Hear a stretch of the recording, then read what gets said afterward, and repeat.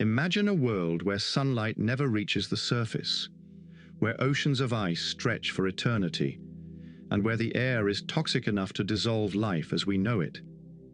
Would you expect anything to survive there? Now consider this. On Earth, in boiling hydrothermal vents, deep beneath miles of rock, and frozen in Antarctic ice, life not only survives, it thrives. We call these organisms extremophiles, microbes and creatures that laugh in the face of conditions fatal to us. But what if they are not the exception? What if they are the rule? For generations, we believed Earth was uniquely suited for life, that we occupy a cosmic oasis. Yet the more we learn, the more that illusion unravels. Life on Earth can exist without sunlight, without oxygen, even without liquid water, for millennia. These astonishing survivors challenge our definition of habitability and force us to ask, where else might life be hiding? Could it be clinging to the subsurface oceans of Europa or Enceladus, nestled deep beneath the Martian permafrost, floating high in the clouds of Venus? And if life can flourish in such extremes here, what about beyond our solar system? Are we prepared to accept that life might not only be possible elsewhere, but inevitable?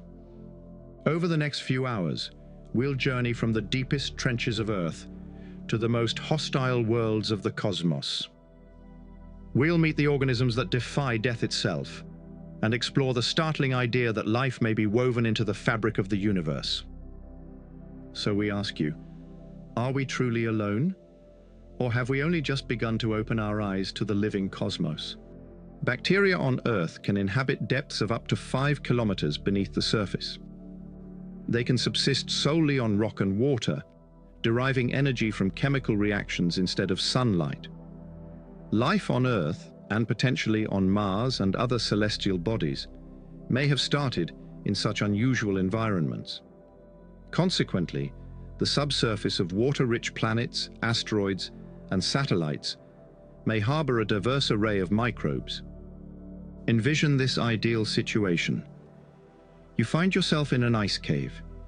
It is strikingly gorgeous, illuminated by an external blue light. Food is absent, no nourishment, only the sharp facets of ice crystals. It is exceptionally frigid, much below the freezing point. Your breath condenses before you. Sweat crystallizes on your neck. Your stay here cannot be prolonged. You observe beings diligently laboring along the distant wall of the cave. They are unaware of the severe cold. The peculiar odor suggests that antifreeze circulates within their veins. This location is their residence. You awaken, not in your bed, but in an unfamiliar realm. You stand on the banks of a river, flanked by canyon walls that ascend and vanish into the shadows. The river is pungent and contaminated with the most deleterious, industrial effluent. The water is highly acidic, producing a sizzling sound as it flows over the rocks, which are discolored by chemical residues. The odor is putrid and metallic, nearly inducing nausea.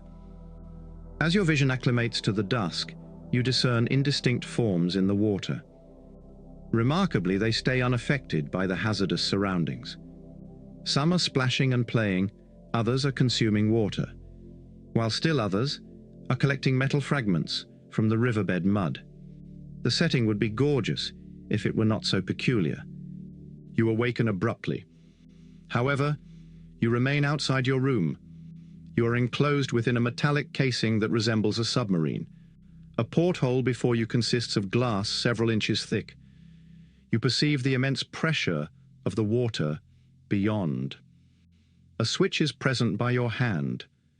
Flicking it reveals a remarkable vista beyond the porthole. Smoky fumaroles emanating from fissures where the lava glows a muted crimson, alongside rocks, encrusted with vibrant minerals and crystals. The water glistens with extreme heat, and you can sense it infiltrating the submersible. This is yet another location where prolonged stay is unfeasible. A conflict between wonder and claustrophobia resides within you. You observe elegant beings soaring in the darkness. They are translucent in this location, where sunshine is perpetually absent. They feed near the periphery of the deep-sea vent, within yards of a fissure that extends miles into the crust. They have been here for aeons. You awaken once again. This time, it is to the recognizable setting of your bedroom. You are astonished by the clarity of the dream. The tangible world appears somewhat underwhelming in contrast. A further realization dawns upon you. In your dream, you were inexplicably reduced to a small scale. The tableaus you examined would go unnoticed in the mundane world. Subsequently, you regain consciousness. Humans have indelibly impacted the Earth, both positively and negatively. We take pride in our position as nature's generalist, neither as speedy as the gazelle, nor as decisive as the gorilla, nor as agile as the goat, yet proficient in a multitude of skills. This pride should be somewhat tempered by the awareness that the majority of individuals would struggle to pursue a wildebeest or evade a leopard. We collectively claim credit for the automobiles, aircraft, and computers that our creativity has produced. Uniquely among species, we have achieved global supremacy through technology. Humans are remarkably resilient and adaptive. It appears we are capable of achieving anything. However, in reality, we are vulnerable. From the comfort of our living rooms, we commend the accomplishments of individuals who summit Everest or traverse vast deserts. Without technological help, human habitation would be confined to Earth's temperate zones. We cannot endure prolonged durations outside a temperature range of 40 degrees. Our underwater survival is contingent upon the duration of our breath-holding capacity. Without potable water, survival is impossible beyond 3 days.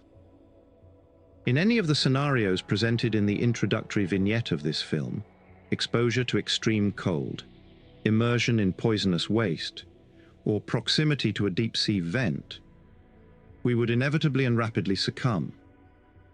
Microorganisms collectively exhibit resilience. Microorganisms exhibit remarkable resourcefulness. Microorganisms on Earth have adapted to an astonishing variety of environments solely for reproduction. In discussions on microbes, we employ a singular phrase to represent a wide variety of microscopic organisms, the genetic and metabolic diversity of which remains incompletely investigated by scientists. Microbes inhabit all 3 primary branches of the tree of life, encompassing millions of distinct species. Thus, Earth can be broadly characterized as a microbiological planet. Their evolutionary triumph should induce embarrassment regarding the arrogance of believing that the Earth was created for our benefit. Microorganisms are omnipresent. The quantity of bacteria in your stomach surpasses the total number of humans who have ever existed. Consider them as valiant, diminutive heroes, performing commendable tasks under exceedingly challenging circumstances. Although one would see them adorned in little masks, capes, and boots, they are, in reality, approximately spherical and unremarkable in shape. Their nomenclature is intended to reflect their specific superpowers, rendering them less memorable than the monikers of comic book superheroes, such as Thermophile, who emerges from the conflagration undamaged. There exists a Psychrophile, which tolerates frigid temperatures.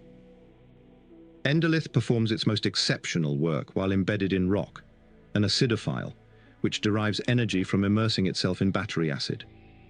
Barophile endures pressure that would incapacitate a lesser superhero. The protagonists in this film are these superheroes. They are collectively referred to as extremophiles, a term introduced 30 years ago.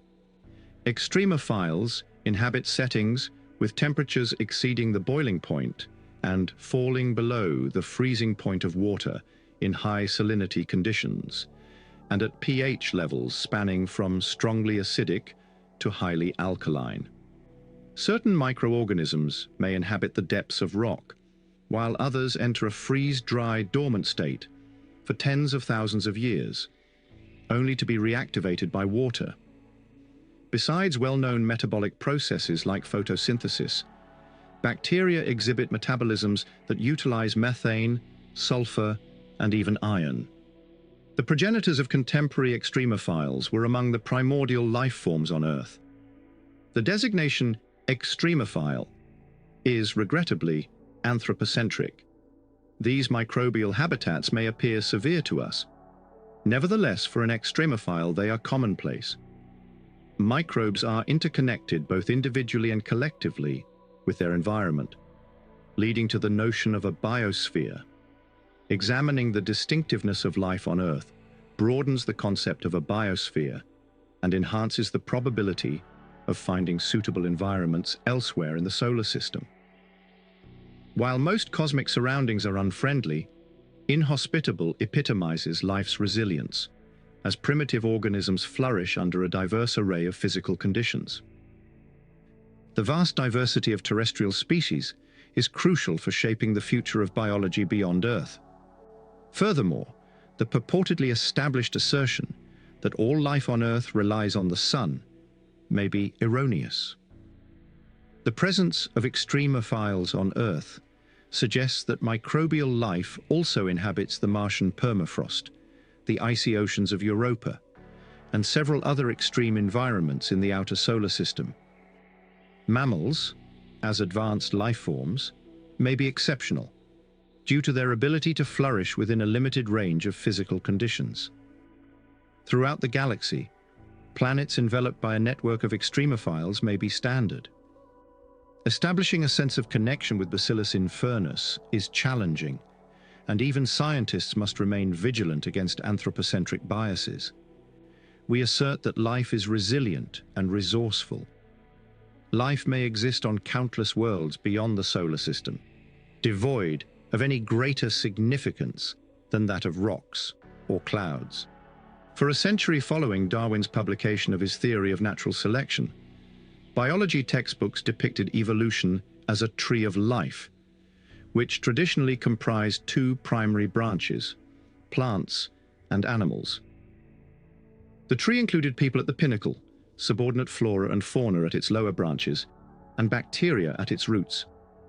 It communicated both our significance in the framework of creation and a distinct sense of inevitability in the evolution from microbes to humanity. Both elements of the conventional metaphor of evolution are incorrect. There was no grand or unavoidable evolution from pond scum to humans. Evolution is unpredictable, opportunistic, and dependent on circumstances. Stephen Jay Gould observed that if 100 identical Earths emerged from a primordial state under the warmth of 100 suns, it is improbable that many would host mammals after 4.5 billion years, much less Homo sapiens. Recent research indicates that life resembles a widespread bush rather than a tidy tree. A solitary peripheral twig encompasses the entirety of the animal kingdom, ranging from insects to elephants. Phylogeny is the examination of the evolutionary history of life. For decades, scientists inferred evolutionary relationships based on the morphological characteristics of animals. Regrettably, a resemblance in function and form is a rudimentary and occasionally deceptive method of assessing evolutionary relationships. Sharks and dolphins exhibit superficial similarities, such as lateral fins, a dorsal fin, and a streamlined torpedo-shaped body. Sharks are ectothermic fish that have existed in the ocean for 450 million years, making them one of the most successful organisms on the planet. Dolphins diverged from sharks in the evolutionary lineage and transitioned to terrestrial life 300 million years ago. These animals evolved into endothermic mammals and re-entered the ocean some 50 million years ago. Dolphins share a closer genetic relationship with humans than with sharks. What makes looks an inadequate indicator of evolutionary relatedness? Similarity may be superficial. Frequently, the manifestation of one or two genes determines an organism's morphology, pigmentation, or surface patterning. Dolphins and sharks have both evolved to swim rapidly to capture prey. Their shapes are shaped by the environment instead of indicating profound genetic resemblance. Significantly, organisms possessing external or internal skeletons have existed for merely the past 500 million years. The majority of life on Earth consists of minute prokaryotes and eukaryotes, and during much of Earth's history, they have left no fossils and minimal evidence. As we are unable to reconstruct the tree of life from the dimensions and forms of existing species, we must go to the original blueprint. Contemporary phylogenetic trees are constructed from gene sequences. Genes constitute the fundamental unit of the genetic code of an organism, which manifests both function and structure. To investigate the earliest origins, RNA is favored over DNA, with a specific focus on a small segment of RNA that constitutes the ribosomes in all cell types. Ribosomal RNA is an integral part of the apparatus that converts genetic information into functional proteins. Gene expression transpires in two stages. The initial process involves transcribing the information encoded in DNA into a molecule of RNA. The subsequent process involves translating information encoded in RNA nucleotides into a specific sequence of amino acids within a protein. This integrated process is so essential that it is ironically referred to as the central dogma of biology. Mutations generate alterations in the base pair sequence of DNA, which are subsequently translated into RNA sequences. Variations accrue over time. Each new species possesses a distinct DNA sequence compared to its progenitor. Two species with analogous DNA likely diverged relatively recently in their evolutionary history, whereas two species with markedly dissimilar DNA probably separated a considerable amount of time ago. Our genetic code serves as a living fossil that enables the tracing of our origins. The procedure is effective due to the demonstrated efficacy of DNA and RNA in storing and transmitting genetic information. All forms of life on Earth utilize the identical genetic code. Our shared progenitor possessed a formidable structure. It has undergone sustained deterioration due to environmental factors over time, and various inhabitants have applied multiple layers of paint, constructed porticos, and added features. Yet the fundamental floor layout remains discernible and persists. An illustrative analogy can be found in the examination of languages. Spanish and Portuguese originated in adjacent nations. The languages, which were separated centuries ago, still retain numerous shared traits. Both languages belong to the broader category of Romance languages, which originated from provincial dialects of Latin, termed Vulgar Latin, around 1,500 years ago. English is a hybrid language, resulting from the amalgamation of Vulgar Latin and Norse dialects, which then evolved into the contemporary German language. Romance and Germanic languages have earlier origins, linked to many Asian nations, and are classified within the Indo-European family. These originated from a proto-language that encompassed a significant portion of Europe and Asia 5 millennia ago. Tracing back to prehistory, we estimate that all human communication originated with rudimentary utterances, linguistic fragments possessing a semblance of grammar, tens of thousands of years prior. Language trees have analogous issues to those faced by genetic trees. Much like the loss of several species, the majority of spoken languages have similarly ceased to exist. Migration and conquest have altered linguistic DNA, complicating the establishment of distinct evolutionary connections. Cognates can be traced back through the centuries to an era when vernacular languages were the dominant languages in Europe. For instance, the English term star translates to estrella in Spanish, asta in Greek, stjerne in Norwegian, ester in Kurdish, stura in Sanskrit, and setare in Persian. This diversity serves as a gratifying reminder of our past unity in awe when gazing at the night sky. The distance between any two sites signifies the extent of genetic divergence between species. As genetic variations accumulate, the distances in the phylogenetic tree can be translated into evolutionary timelines. However, molecular clocks lack reliability, rendering the temporal labeling of the tree challenging. This interpretation posits the existence of a singular creature and genetic sequence from which all subsequent life evolved, referred to as the last common ancestor. The three principal realms of life are eukarya, bacteria, and archaea.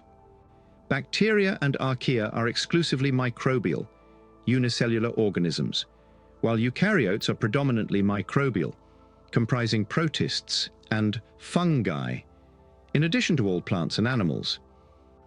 Archaea represent a primitive lineage of microorganisms that remained unidentified before the 1970s. The principal groups of creatures are offshoots, originating from each of these three primary branches. A species constitutes a tiny subdivision that is discernible. Envision magnifying the section of the tree designated animals. You would observe a dense array of 50 million minuscule branches, encompassing organisms from sponges and squids to worms and woodpeckers, as well as bees and buffalo. One of the twiglets represents us. The evolutionary tree significantly alters our perception of existence. We frequently perceive the Earth as being predominantly inhabited by beings akin to ourselves.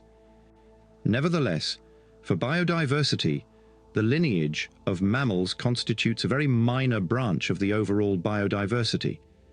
Approximately 5,400 mammal species are surpassed by 8,200 reptiles, 10,000 birds, and 29,000 fish, while the total of 58,000 vertebrate species is overshadowed by 290,000 plant species and 1,200,000 invertebrate species, of which 950,000 are insects.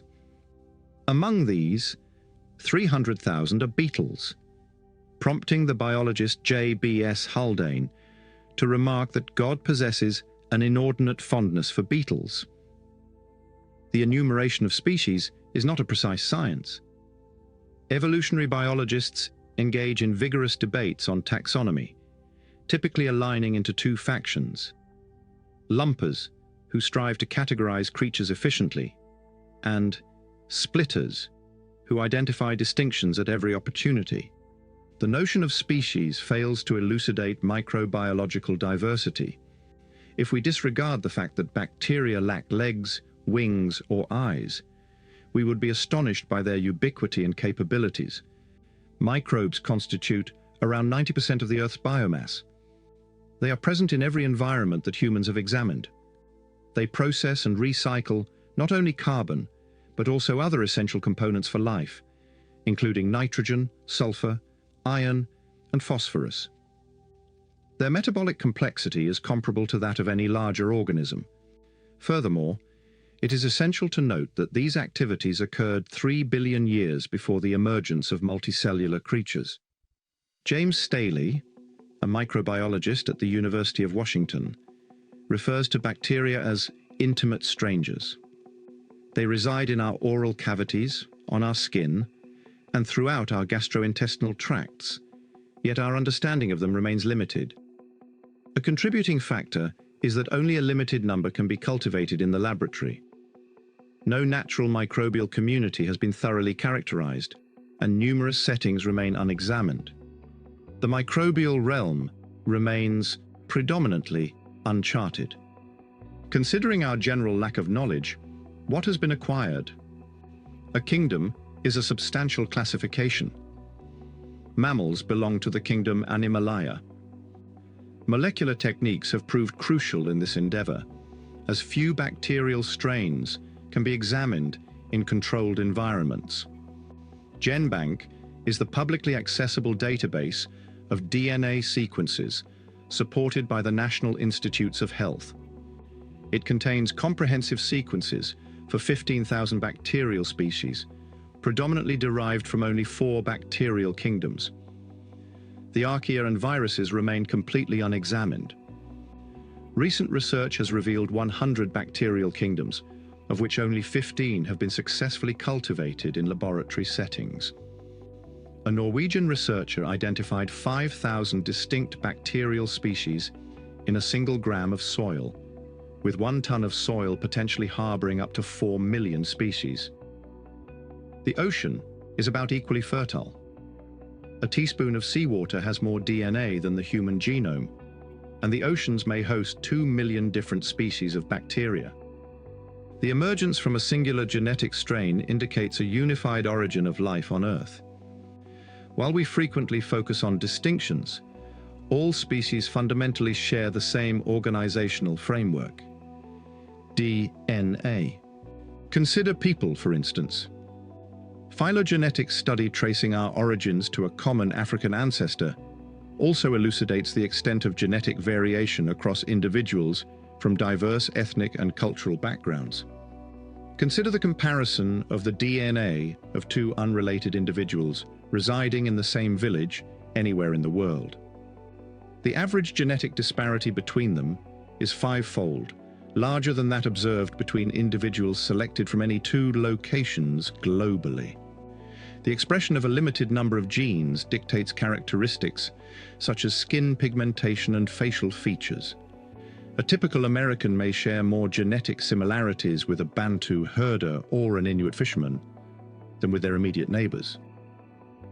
Our DNA exhibits a 99% similarity with that of primates and apes. We share 85% with dogs and 2/3, 67%, with moths. Please take a moment to observe a banana the next time you eat one. You share 50% of your DNA with it. We share 50% of our DNA with basic yeast. Although humans may not perceive any affinity with unicellular fungi, the graceful spiral staircase present in each cell attests to our shared ancestry. The novel tree of life, although promising in its capacity to enhance our understanding of evolution, remains in its early phase of development. Tracing evolution to the earliest divergence points is challenging. Even the most rudimentary living animals have far greater complexity than their most recent common ancestor. Contemplate this.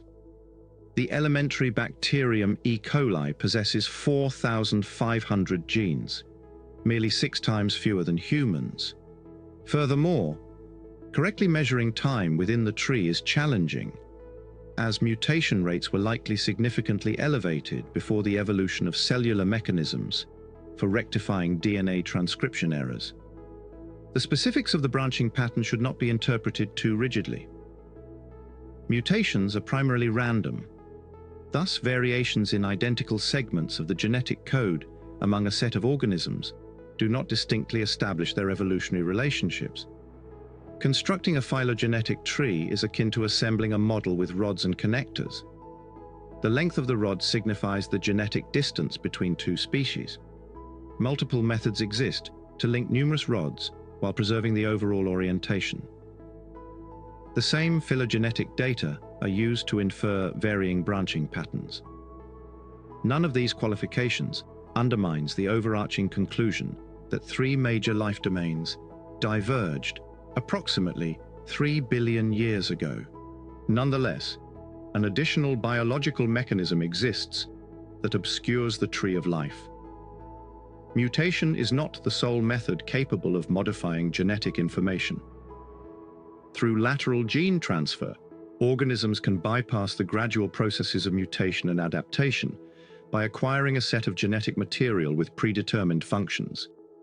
Gene transfer is infrequent in eukarya, but prevalent in bacteria. It may transpire among bacterial species through the influence of viruses. Gene transfer is a process by which bacteria obtain resistance to drugs. Evidence indicating that gene transfer complicates the phylogenetic tree of life is derived from the observation that several eukaryotes utilize enzymes of bacterial origin rather than those of archaeal origin, despite the closer phylogenetic relationship between eukarya and archaea.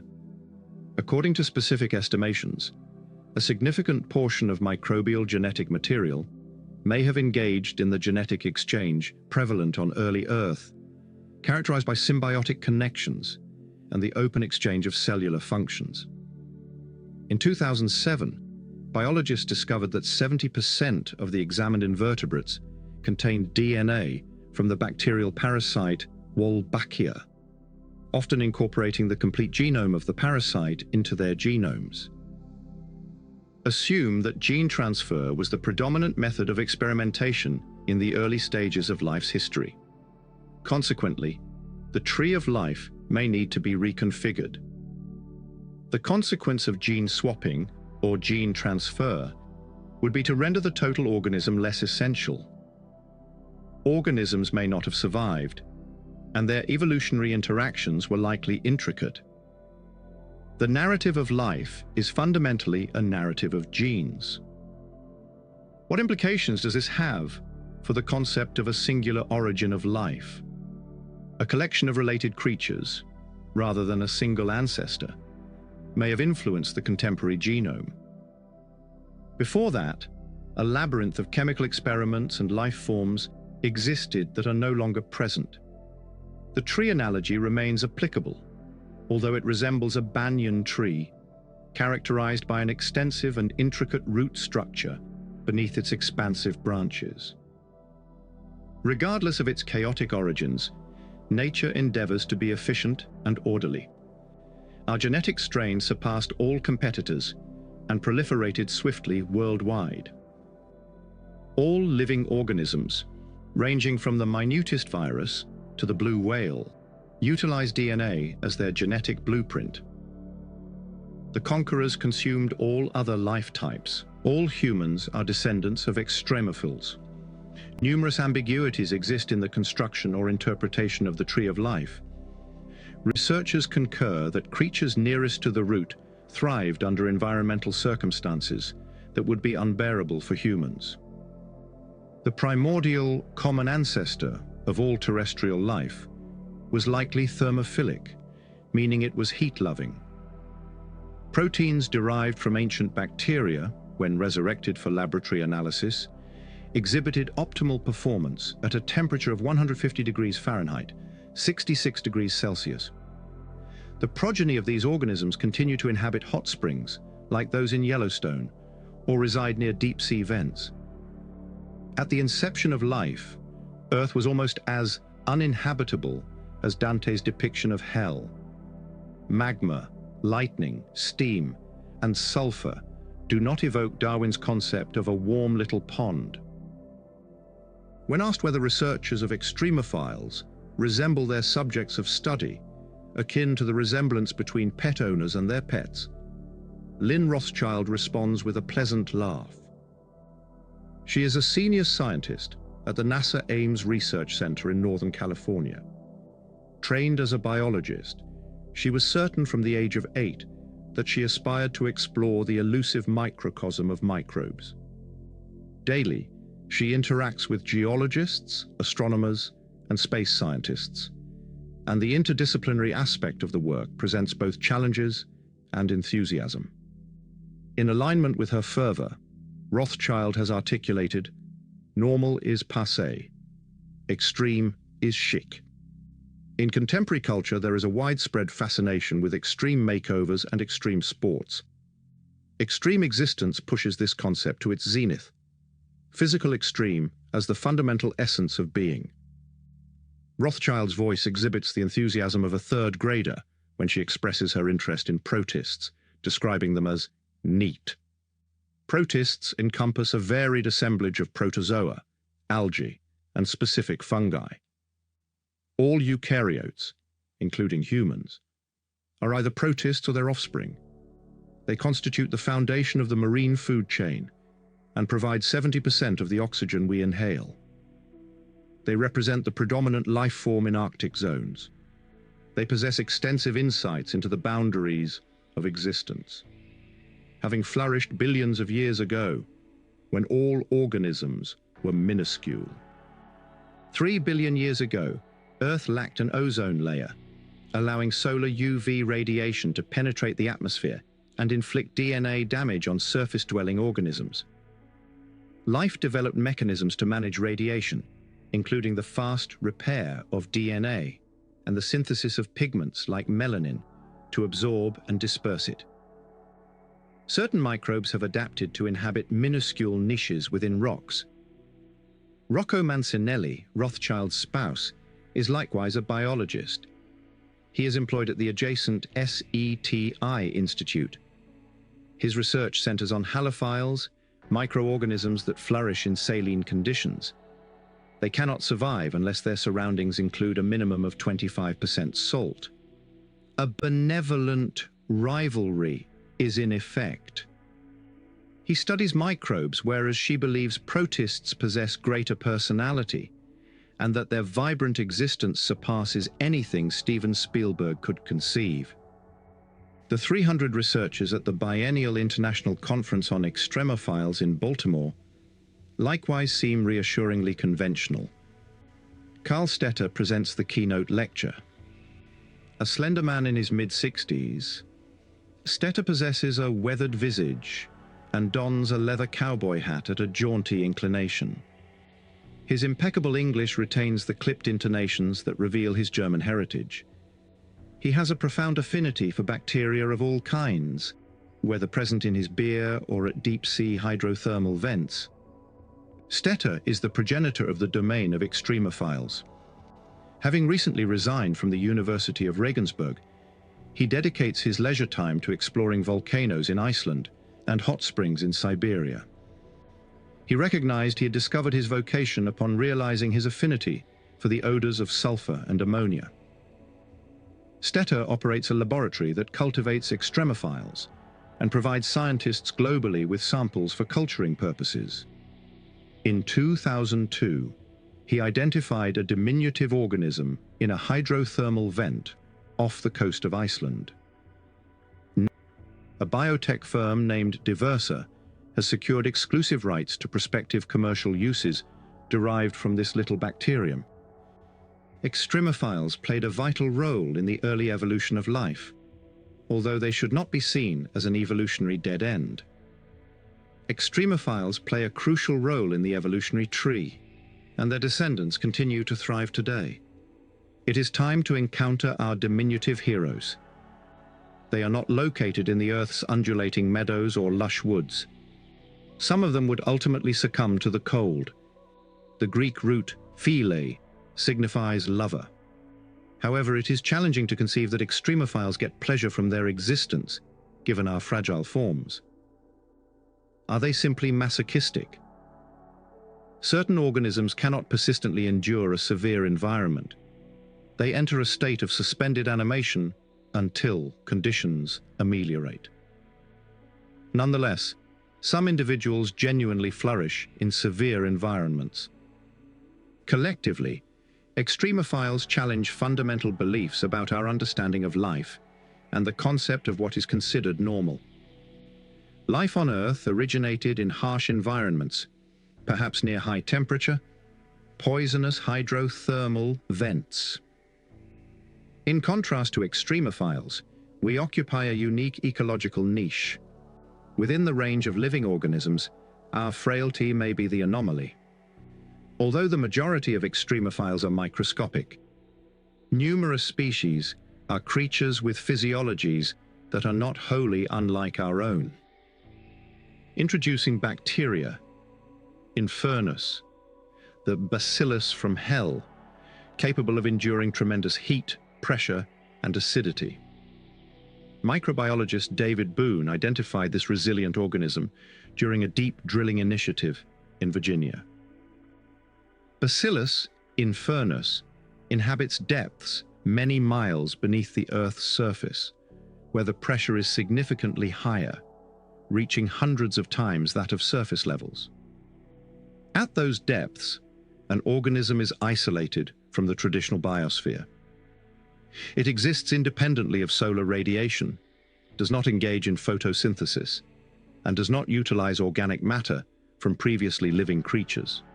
Instead of oxygen, it uses iron and manganese dioxide for respiration. Life is arduous for Bacillus infernus, residing in a rock, resulting in a division rate of approximately once every millennium. This exacting customer was initially discovered in a can of meat that had been sterilized with radiation, yet had deteriorated anyway. The resilient D radiodurans have the remarkable capability to repair damage to their chromosomal DNA, typically within 24 hours. It accomplishes this by preserving 5 stacked copies of its genome, which are easily accessible for transcription and translation. Microbes of this nature may have traveled on meteoritic debris between the planets and moons of the solar system, and maybe beyond. Not all hyperadaptive organisms are small. Initially recognized by J, identified by A.E. Geuys in 1773, the extraordinary tardigrade is scarcely larger than the dot above the letter I. Yet it is a multicellular organism belonging to its phylum. Tardigrades, commonly referred to as water bears, possess 5 body segments, 4 pairs of clawed appendages, and a singular gonad. They possess a multi-lobed brain, a digestive and neurological system, and distinct sexes. Over 750 unique species of tardigrades have been identified. Only a mother might love this relatively formidable arthropod.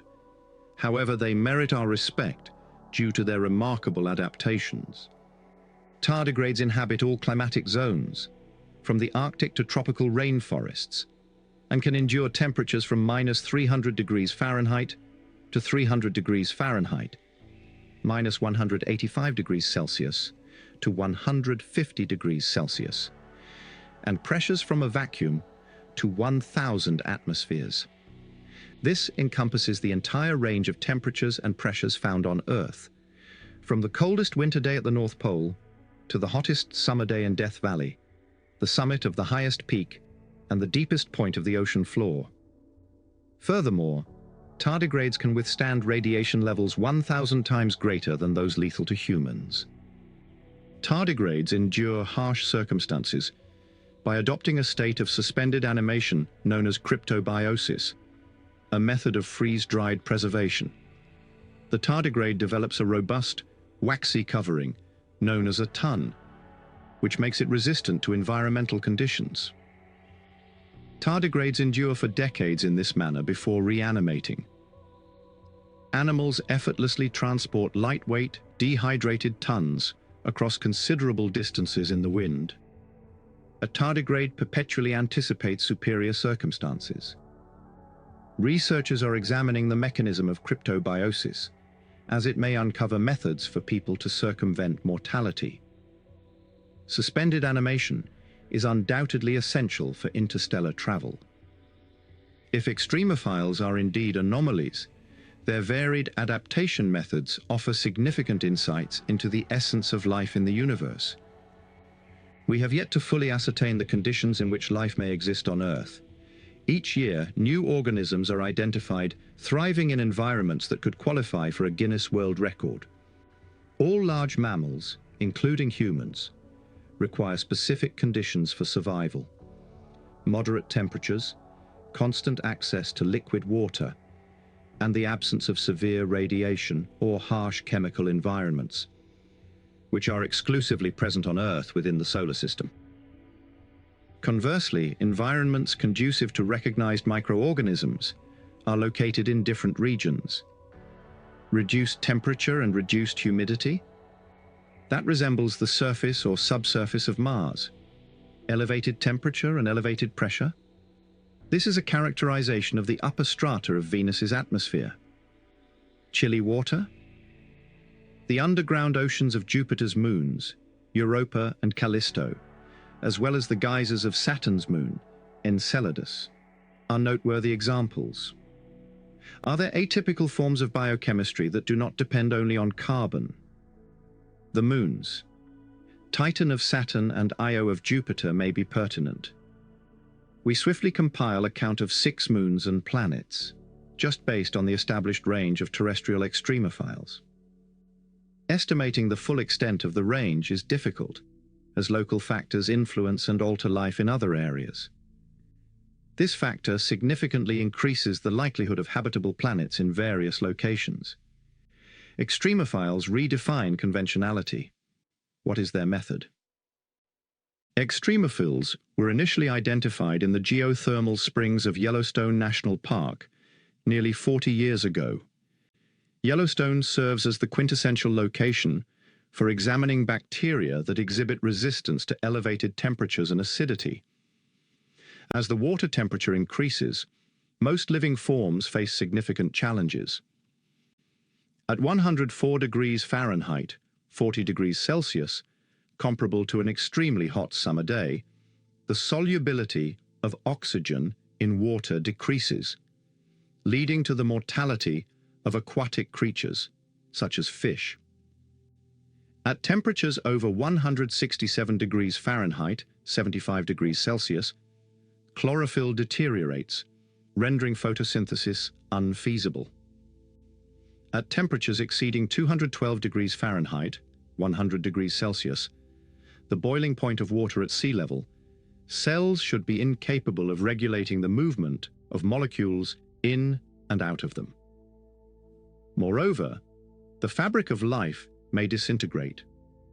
At this temperature, DNA and proteins undergo denaturation, resulting in the loss of their complex conformations, which are essential for their proper functioning. If all the letters in this statement were malleable and lost their form, it would forfeit its significance. This does not occur consistently. The exceptional thermophile, designated strain 121, can proliferate at temperatures reaching 250 degrees Fahrenheit, 121 degrees Celsius. More controversially, extremophiles near deep-sea hydrothermal vents may inhabit superheated water exceeding 3,398 degrees Fahrenheit, 2,200 degrees Celsius. These species endure by utilizing a profound array of adaptive tactics. For instance, they utilize only the most robust enzymes, consume salts that protect the DNA double helix, and integrate saturated fats to reinforce their cell membranes. Heat tolerance is a remnant of the conditions present on primordial Earth. These deep-sea organisms could endure the intense bombardment that devastated surface inhabitants throughout the early history of Earth. At reduced temperatures, chemical reactions slow down, and biological processes become sluggish. Upon freezing, water swells by roughly 10%, resulting in cellular rupture. However, there exists a nematode capable of enduring conditions when all its water is frozen. Organisms, from microbial colonies to the diminutive Himalayan midge, stay active at temperatures as low as 0 degrees Fahrenheit, minus 18 degrees Celsius. Some achieve this by shielding themselves from the external environment using complex lipids. Others absorb salts that function as antifreeze. Numerous cell lines remain alive, although inactive in liquid nitrogen, preserved at negative 321 degrees Fahrenheit, negative 196 degrees Celsius. The biodiversity in the Earth's frigid regions is remarkable. At the foundation of the food chain, beneath whales and penguins, an abundance of algae typically causes discoloration of the ice, and the quantity of krill is sufficient to surpass the total weight of all persons on Earth. Water is deemed vital for life. Nonetheless, several creatures endure with remarkably minimal amounts of it. The Atacama Desert in northern Chile and the elevated valleys in Antarctica are among the most arid locations on Earth, making them ideal laboratories for scientists who evaluate equipment and experiments designed for Mars. A limited assortment of lichen and insects exists there, despite the absence of rainfall for decades. Managing with scarcity is one approach, although an alternative option emerges when resources are entirely depleted. Rather than surrendering, creatures preserve a sense of optimism by entering a state of hibernation. Certain spores and cysts can endure for 1 million years in a state of suspended animation, while bacteria achieve a similar feat when encased in salt crystals. To restore vitality, incorporate water. Creatures that have adapted to pressure experience no difficulties with it. Life exists on the oceanic abyss of the Marianas Trench, 7 miles beneath the surface, where the water pressure is 1,100 times that of sea level. Such conditions would immediately compress a school bus into a bit of mass of yellow metal comparable to an armchair.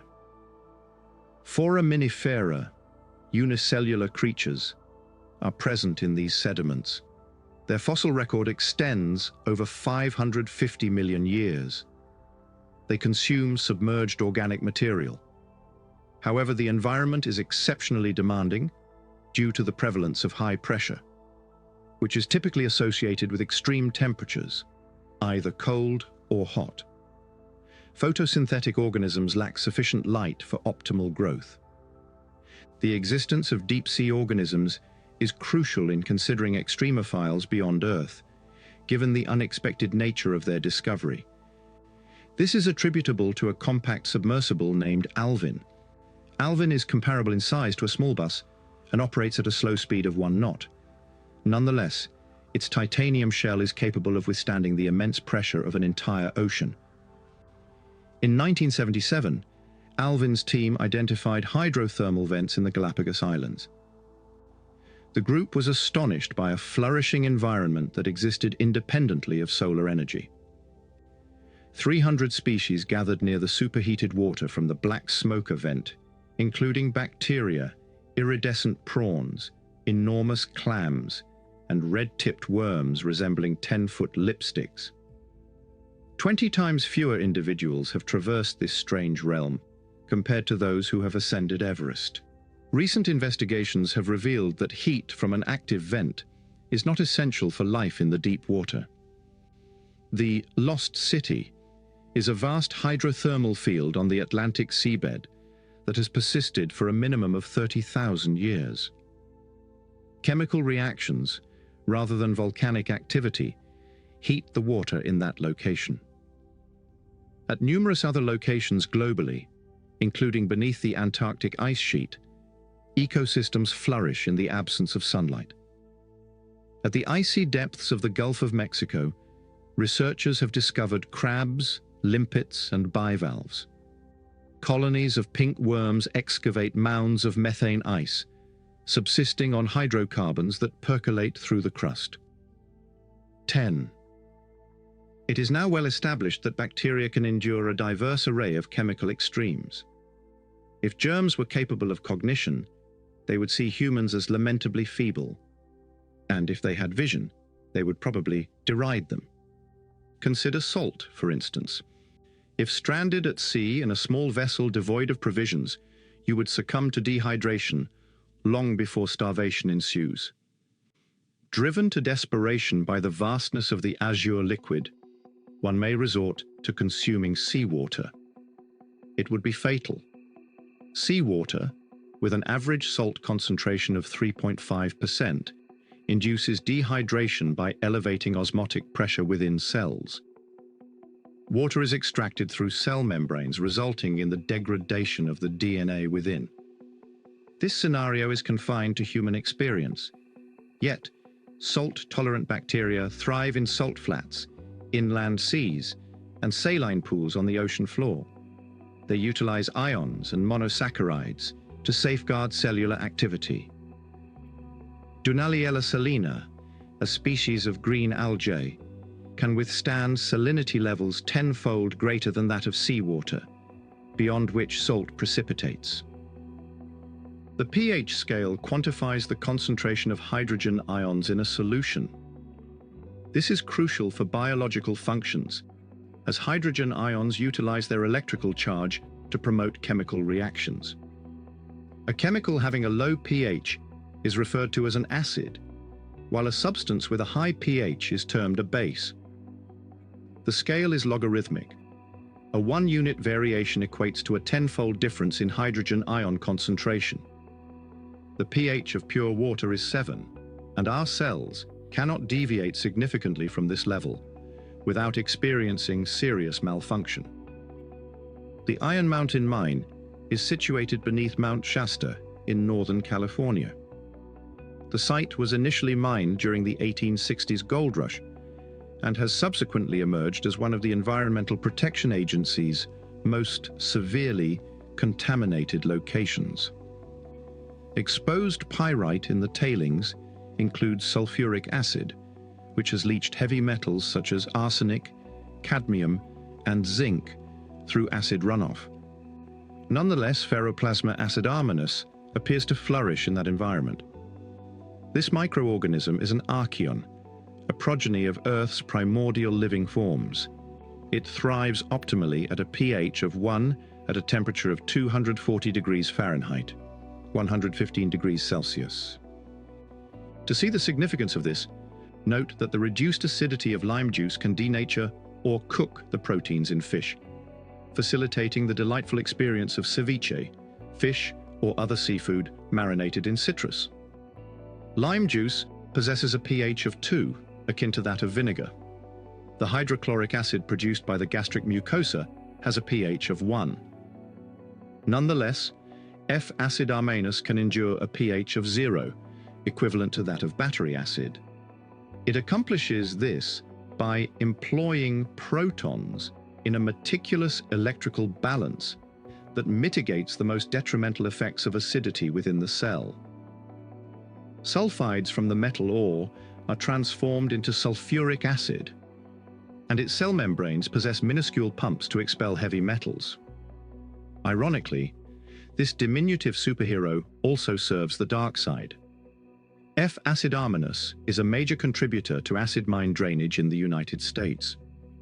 The contrasting extreme of a significantly elevated pH environment poses challenges to cellular chemistry. Extremophils can exist at a pH of 9, analogous to baking soda, while certain varieties can tolerate a pH of 11, comparable to ammonia. Both forms of adaptation originated several billion years ago. Particular creatures metabolize sulfur, iron, potassium, or methane, while others respire pure carbon dioxide or inhabit organic solvents. Individuals visiting high deserts may recognize desert varnish, a thin, vibrant patina that envelops sun-dried rocks. The red and black areas represent bacterial colonies. In contrast to our cells, which derive energy from glucose, these bacteria absorb minute quantities of manganese and iron from the atmosphere and produce energy through the oxidation of these elements. Their outer layer comprises cemented clay particles that shield them against desiccation, severe temperatures, and sun radiation. They have effectively constructed their adobe residences. One microbe's poison serves as another microbe's tonic. Each inhalation we make is infused with the oxygen essential for our survival. Our remote bacterial progenitors meticulously evolved this efficient aerobic metabolism. Oxygen remains a volatile and reactive gas that attaches to numerous crucial cellular components and exacerbates radiation-induced damage to DNA. Oxidation hastens aging and cancer, leading to the establishment of a multi-billion-dollar vitamin business aimed at countering our status as aerobic organisms. Aerobic microorganisms released a gas detrimental to numerous other life forms on Earth. They had to either acclimatize to the newly combustible atmosphere or seek alternative settings. Mutation is a fundamental component of natural selection, serving as a survival strategy. In the absence of mutation, the evolution of hands, eyes, or a brain may not have occurred. Excessive mutation results in a species being in perpetual flux, hindering its ability to establish stability within its environment. Extremophiles have adapted to radiation. In humans, even minimal amounts generate reactive oxygen species that impair cellular function and lead to cataracts, infertility, and cancer. Accelerated DNA repair enables D radiodurans to endure radiation exposure equivalent to that encountered 100 yards from a nuclear explosion. In conditions of low temperature and minimal moisture, the production of harmful free radicals is reduced. Hence, radiation resistance likely emerged as a secondary effect of adaptation to desiccation. Survival frequently necessitates maintaining a discrete presence. In the realm of microorganisms, more size does not equate to superiority. The surface area of DNA diminishes rapidly as genome size decreases, allowing microscopic bacteria to protect their DNA more effectively. Another survival technique is to locate a stable habitat. Although it may appear improbable to inhabit a rock, it is certainly devoid of excitement. Rock, including granite, is not impermeable. It contains numerous minuscule air pockets, fractures, and fissures. Water infiltrates and delivers nutrients. The most fortunate bacteria within a rock enjoy a penthouse perspective from beneath the crystalline surface layers of their small solarium. Stability is also present at significant depths beneath the Earth's crust. Several kilometers down, the temperature surpasses 200 degrees Celsius, and the atmospheric pressure is millions of times greater than that at sea level. Granite contains abundant heavy radioactive elements, hence exposing bacteria to intense radiation. The primary issue lies in locating sustenance at such a considerable distance from the surface food chain. Evidence suggests that bacteria metabolize hydrogen emanating from the inside. 1,000 feet beneath the seabed, an unusual form of microbe consumes volcanic glass, producing little acid trails as a byproduct. If life on Earth can thrive without sunshine, we must broaden the notion of a habitable zone. Geothermal energy will be accessible on any substantial planet or moon, subjected to gravitational flexing by its orbiting planet. If life on Earth can thrive in rock and utilize hydrogen as a nutrient, then the surfaces of other terrestrial planets may support life. In the film Fantasy Worlds, which has been presented in planetariums since 2005, biochemist George Fox partnered with animators to conceptualize an extraterrestrial planet tailored for each extremophile, enabling them to flourish rather than merely endure. Extremophiles on Earth may not be astonished by the revelation of life on Mars. Let us revisit the intimate strangers residing within your gastrointestinal tract.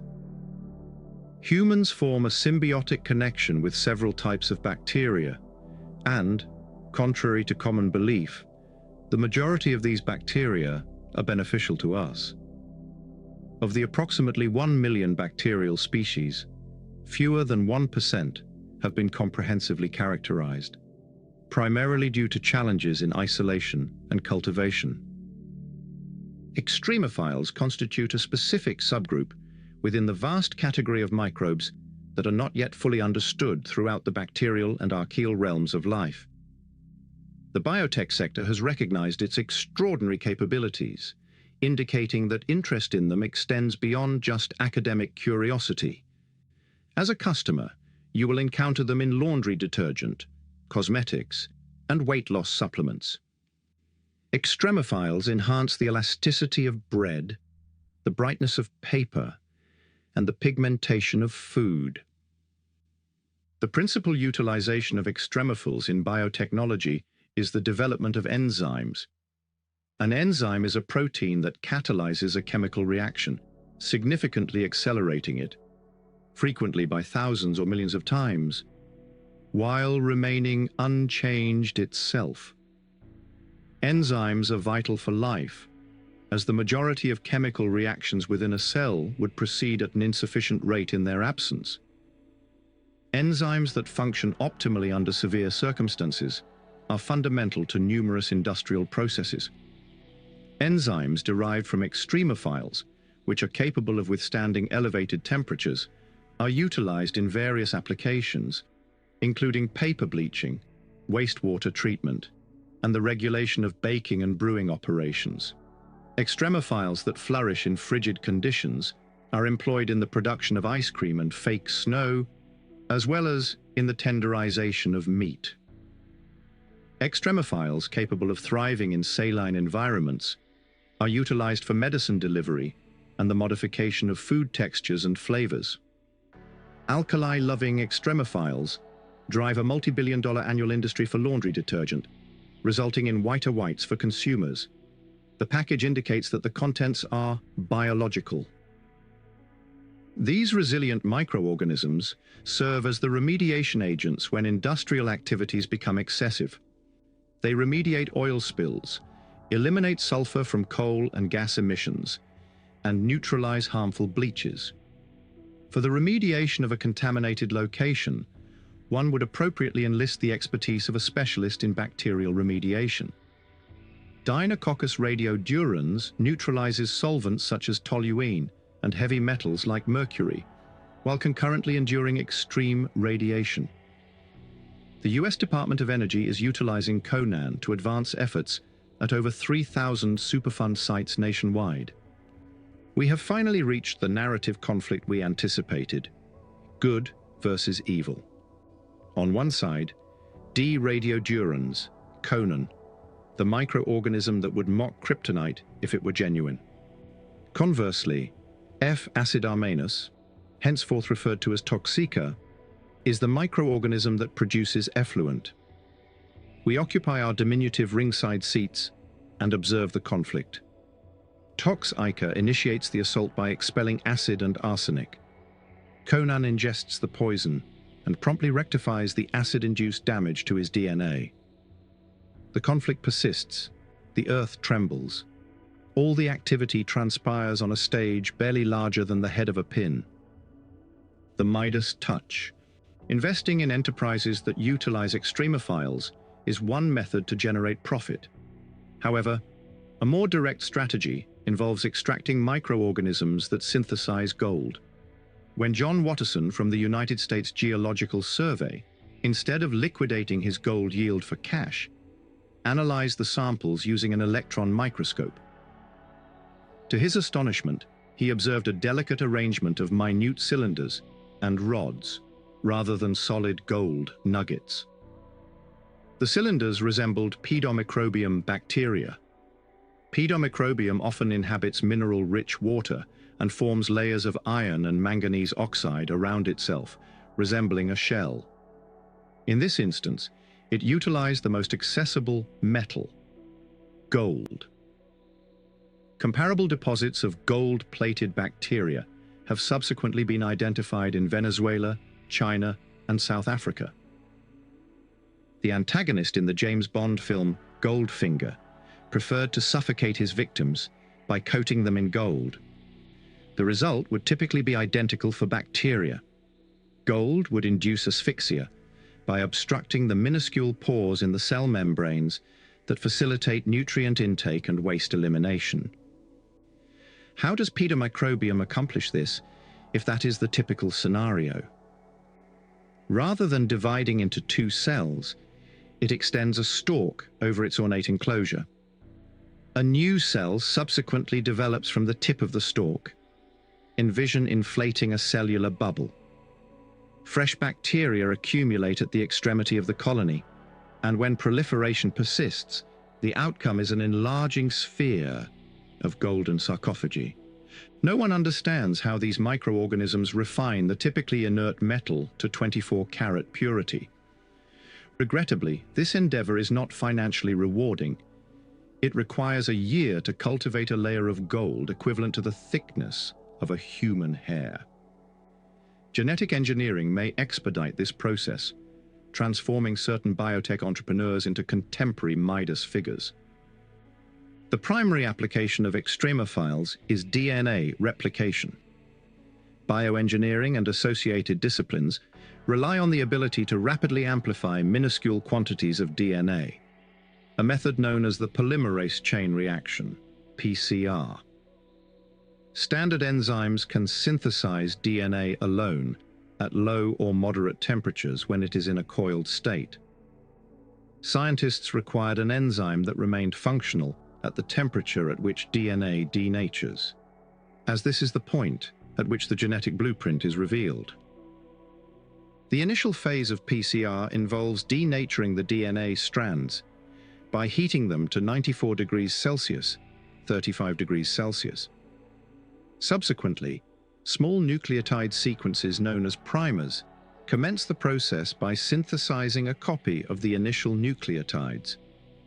To accomplish this, the solution must initially be cooled to 131 degrees Fahrenheit, 55 degrees Celsius. Finally, an enzyme known as polymerase is utilized to produce a full replica of the template DNA. All three phases transpire within the same vial, and the entire cycle requires around 2 minutes. Nonetheless, a temperature adequate to denature the DNA helix degrades standard polymerase, necessitating its replenishment after each cycle. Introducing Thermus aquaticus. These thermophilic bacteria were initially identified in Yellowstone National Park in 1969. Taq polymerase is named after them and operates effectively around 190 degrees Fahrenheit, 90 degrees Celsius. Provided the vial contains primer and polymerase, the cycle can be reiterated, with each newly synthesized DNA fragment serving as a fresh template. After 30 rounds, 1 billion replicas of a singular DNA strand may have been produced. This accelerated method earned scientist and surfer Kary Mullis a Nobel Prize in 1993. He formulated the concept of PCR while commuting in his Honda Civic to his employment at the Cetus Corporation in the northern San Francisco Bay Area. Cetus awarded him a bonus of $10,000 for the concept and subsequently sold the rights to La Roche Pharmaceuticals for $300 million. Mullis has consistently opposed engaging in the biotechnology sector or academics. He possesses a surfer's tan and bleached hair, residing opposite a surfing location renowned in Tom Wolfe's The Pump House Gang. This counterculture icon has generated a swiftly expanding billion-dollar annual industry. In the evolutionary conflict between humans and bacteria, the microbes are gaining the upper hand.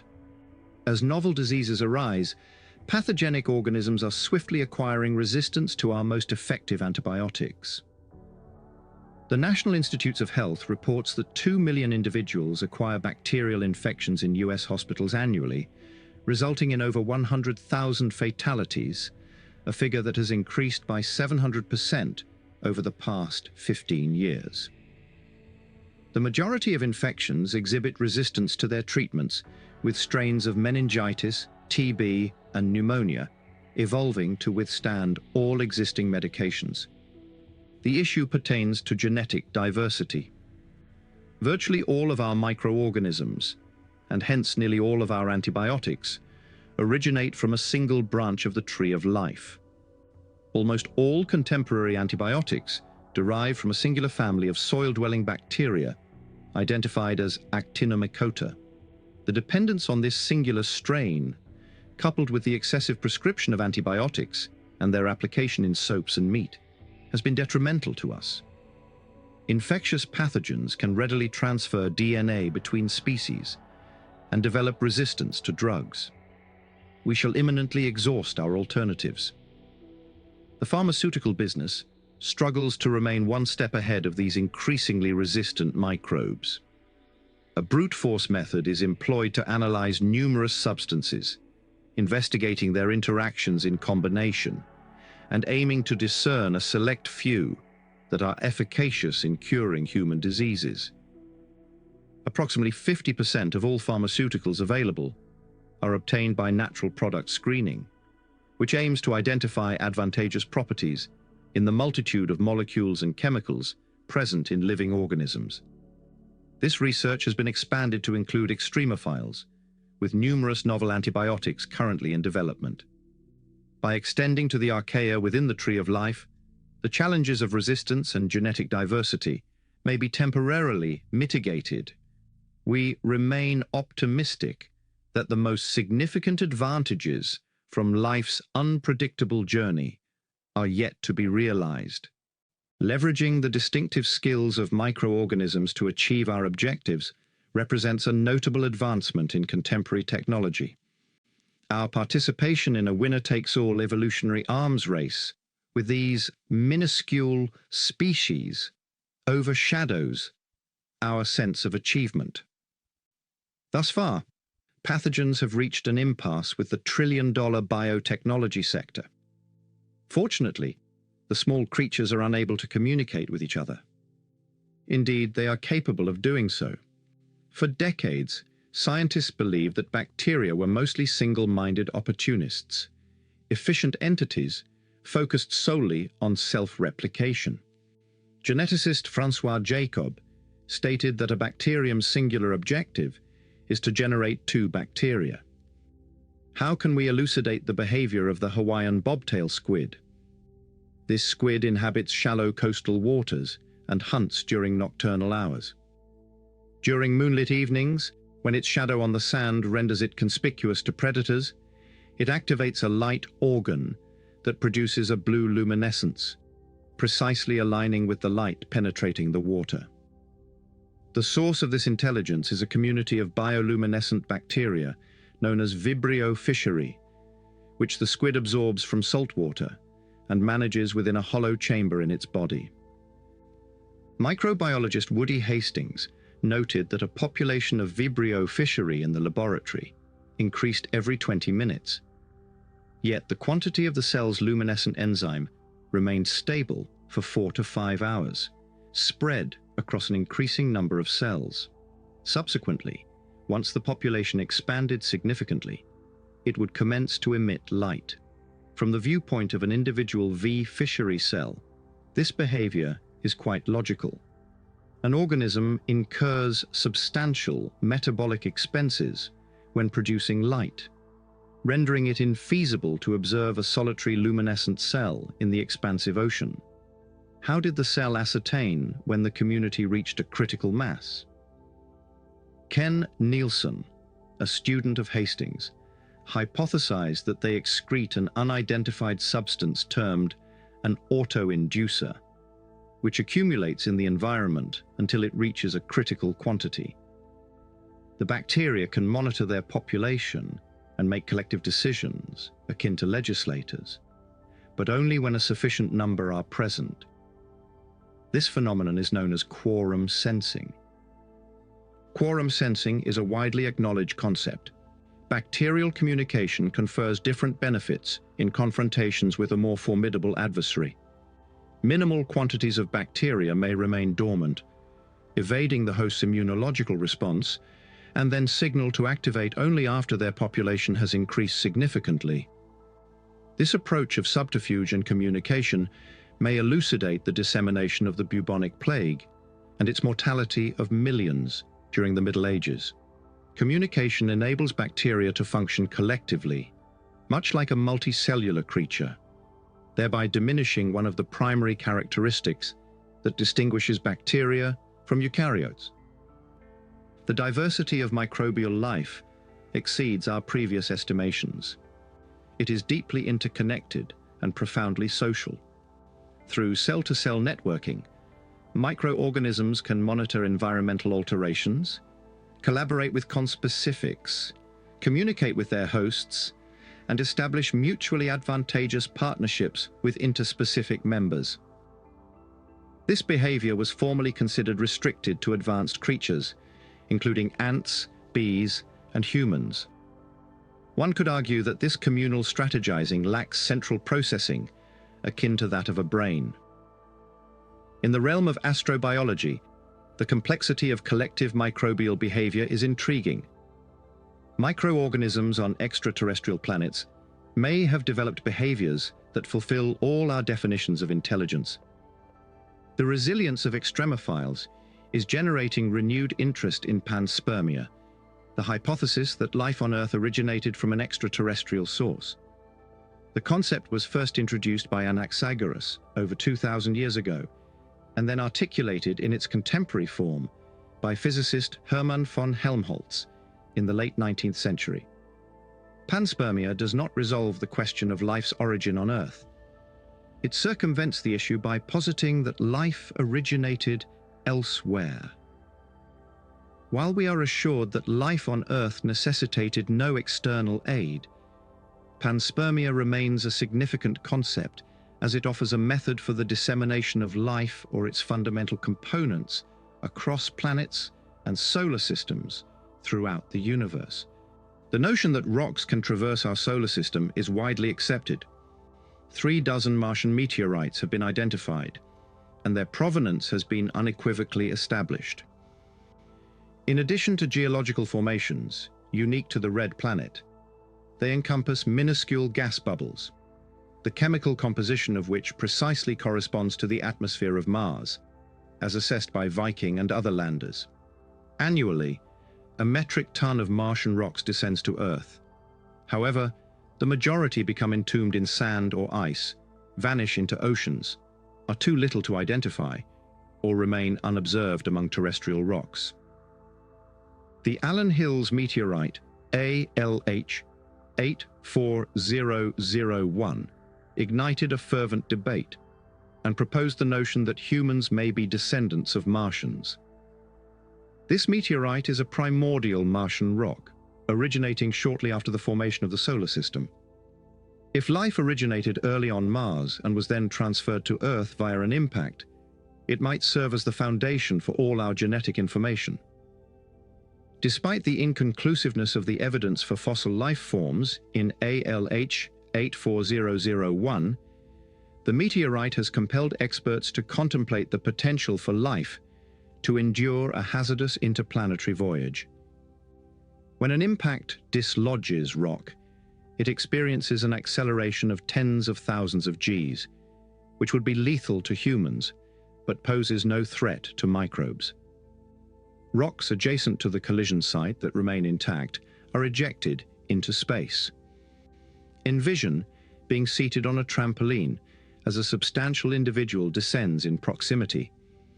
In deep space, hazards include a vacuum, extreme temperatures, cosmic rays, and UV radiation. However, a mere inch of granite protects against all these dangers. In early spring 2006, on the 20th consecutive day of rainfall, Don Brownlee departed from his robust wooden houseboat in Seattle.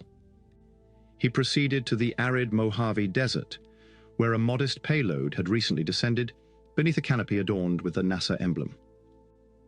Enclosed within a sealed capsule was the inaugural sample from the distant solar system ever returned to Earth. Utilizing a gossamer-thin aerogel, resembling solidified smoke, extended like a tennis racket beside the spacecraft, Brownlee's Stardust mission collected debris from the tail of Comet Wild 2. The probe endured turbulence when it approached within 150 miles of the comet, where jets of gas dust particles and rock fragments erupted from the core. The aerogel captured nearly 50 million particles, none exceeding the dimensions of a pinhead. This little specimen, weighing under 1 gram, is composed of stardust. Comets possess unaltered material from the epoch of planetary formation. Hence, we anticipate that their composition will provide insights into the constituents of remote solar systems. Wild 2 traversed 4.5 billion years in deep space before a fortuitous encounter with Jupiter brought it into proximity to Earth, enabling spacecraft access. Brownlee indicates that comets consist of approximately 50% water ice and 10 to 20% organic matter, both of which are essential elements for life. They traverse elliptical orbits inside the solar system, predominantly residing hundreds of times further from the Sun than Pluto. A small fraction of them collide with terrestrial planets as they traverse the inner solar system. This is likely the process via which Earth acquired a portion of its water and the majority of its biological matter. Stardust's comet rendezvous in early 2004 was followed by a more remarkable event on July 4, 2005, when NASA's Deep Impact launched a meter-long copper projectile into Comet Tempel 1 during its passage.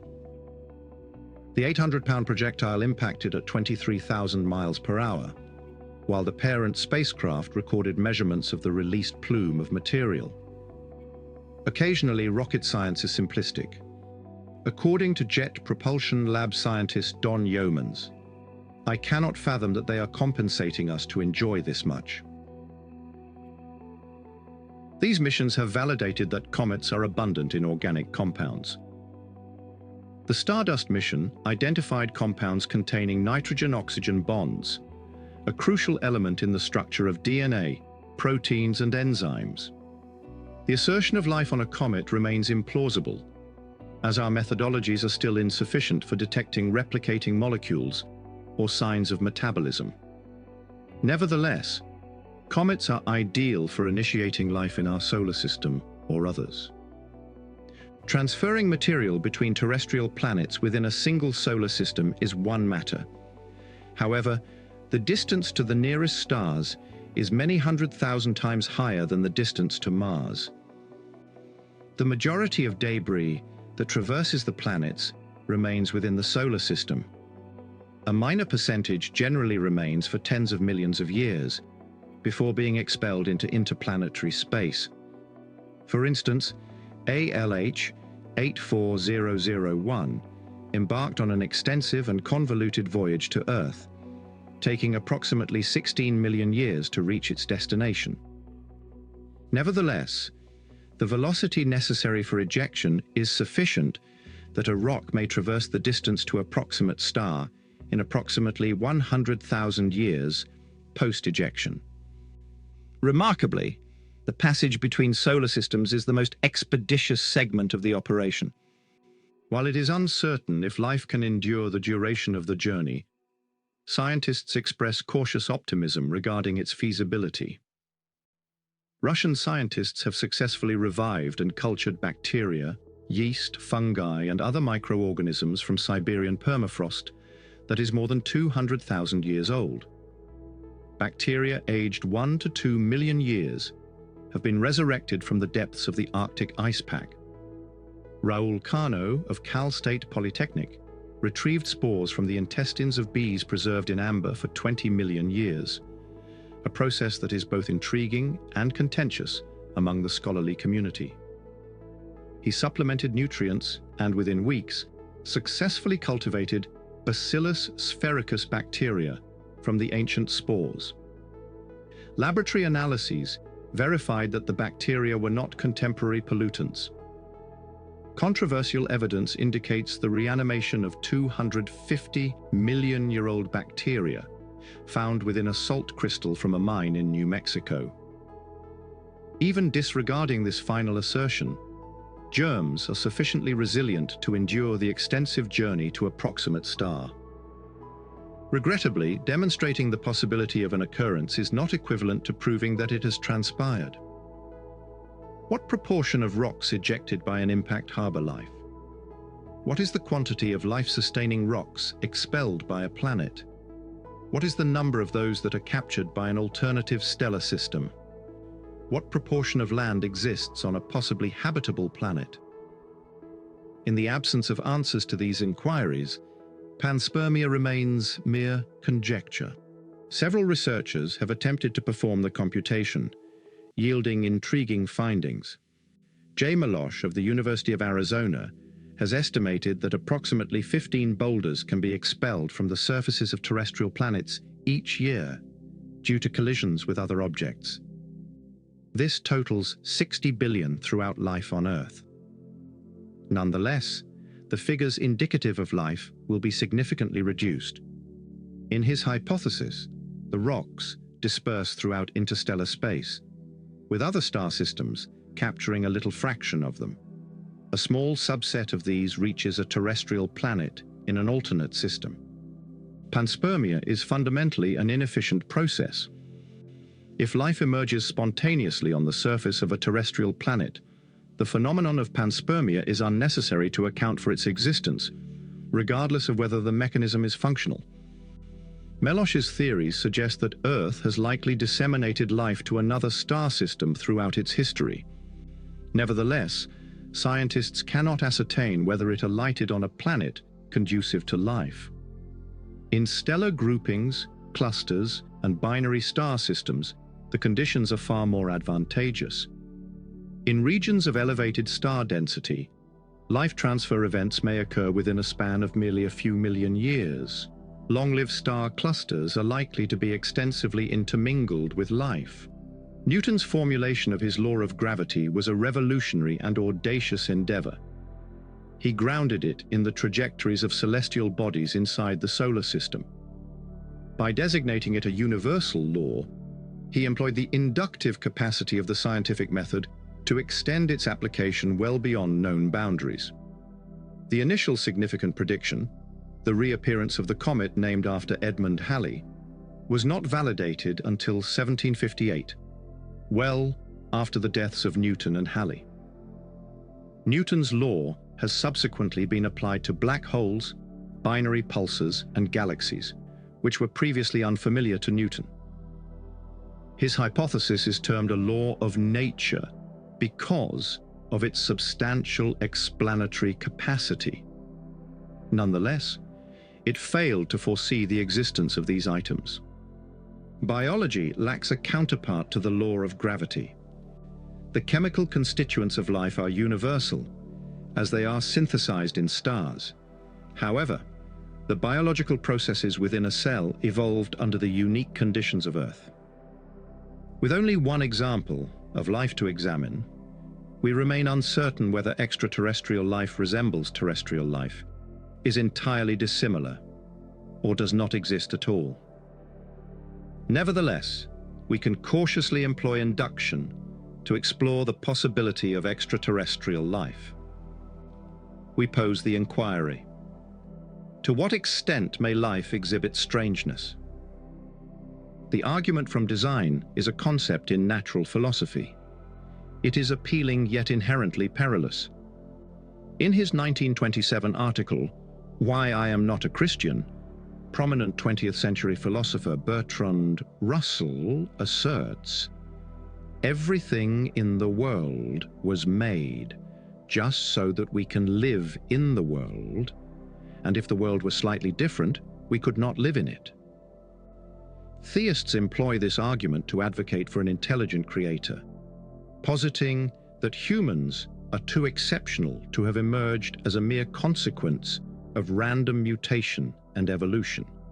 The design argument was initially rigorously criticized by philosopher David Hume in 1779, and later by scholars, including Bertrand Russell and Jacques Monod. Darwin's theory of natural selection renders the design argument obsolete. Contemporary biology and paleontology compellingly illustrate the evolution of complexity and the impact of the environment on function and morphology. Evolution is imperfect, and the environment is ever-changing. Hence, species display significant indicators such as vestigial organs and remnants. The mechanism of natural selection is seen in the functioning of all life forms. The initial concept to contest is the belief that life is so unlikely that it must be a mere accident. Nick Caputo, an election commissioner from New Jersey, was indicted for fraud because Democrats consistently occupied the top position on the ballot in 40 out of the 41 elections he supervised. The probability of such an incident occurring in the random drawings that Caputo purportedly utilized was 1 in 50 billion. Nevertheless, the New Jersey Supreme Court declined to convict the man with the golden arm, because even unlikely events may transpire by coincidence. They compelled him to alter his name-drawing procedure, ironically asserting their desire to prevent further loss of public confidence in the electoral process. This exemplifies purpose rather than chance. Caputo, a Democrat, utilized a method that benefited his party. Instead of attributing it to serendipity, it is more precise to assert that life on Earth has been highly selective, It relies solely on 24 elements from the periodic table, operates exclusively with one of the two conceivable orientations, handedness, of structural molecules, and employs a singular type of molecule to encode genetic information. It utilizes merely 20 amino acids from a vast array and 10,000 proteins from a virtually limitless potential. Are these choices unavoidable? Could they have been constructed differently? What are the sufficient and essential circumstances for life, and how do we initiate their examination? A method to address these inquiries is via the examination of synthetic biology. Steve Benner, a biochemist at the University of Florida, has been contemplating unusual existence for 15 years. He radiates youthful charisma, with a mane of dense hair accented with grey, and articulates with a subtle southern inflection. In 1988, as an emerging researcher, he orchestrated a meeting in Switzerland entitled Redesigning Life. Senior scientists opposed this, believing the title would incite public unrest regarding scientific interference with nature. The storm subsided, and the symposium continued. Presently, synthetic biology is a swiftly progressing domain. Benner has built a career around probing profound inquiries regarding the essence of life on Earth.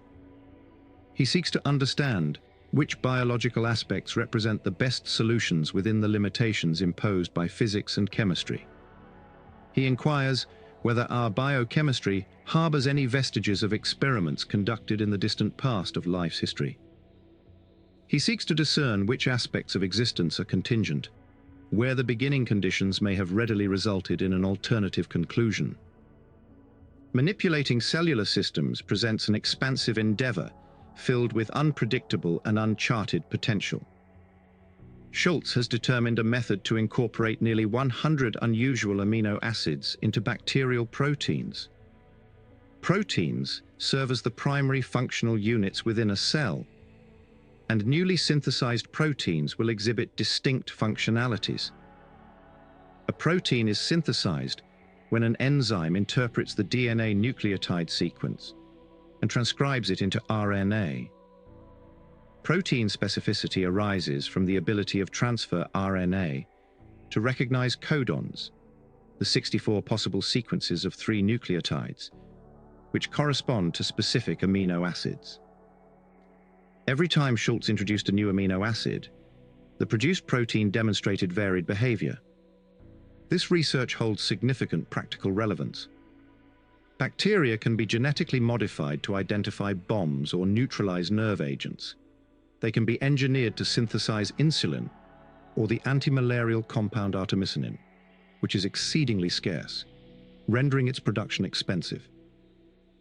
As cells transform into miniature factories for medication production, it may become feasible to address diseases by rectifying impaired cellular activities or enhancing the proliferation of cells that combat pathogens. Altering core biochemistry, which has persisted for 4 billion years, is revolutionary. A bolder strategy entails creating new instruments for the toolbox, or constructing life from the ground up.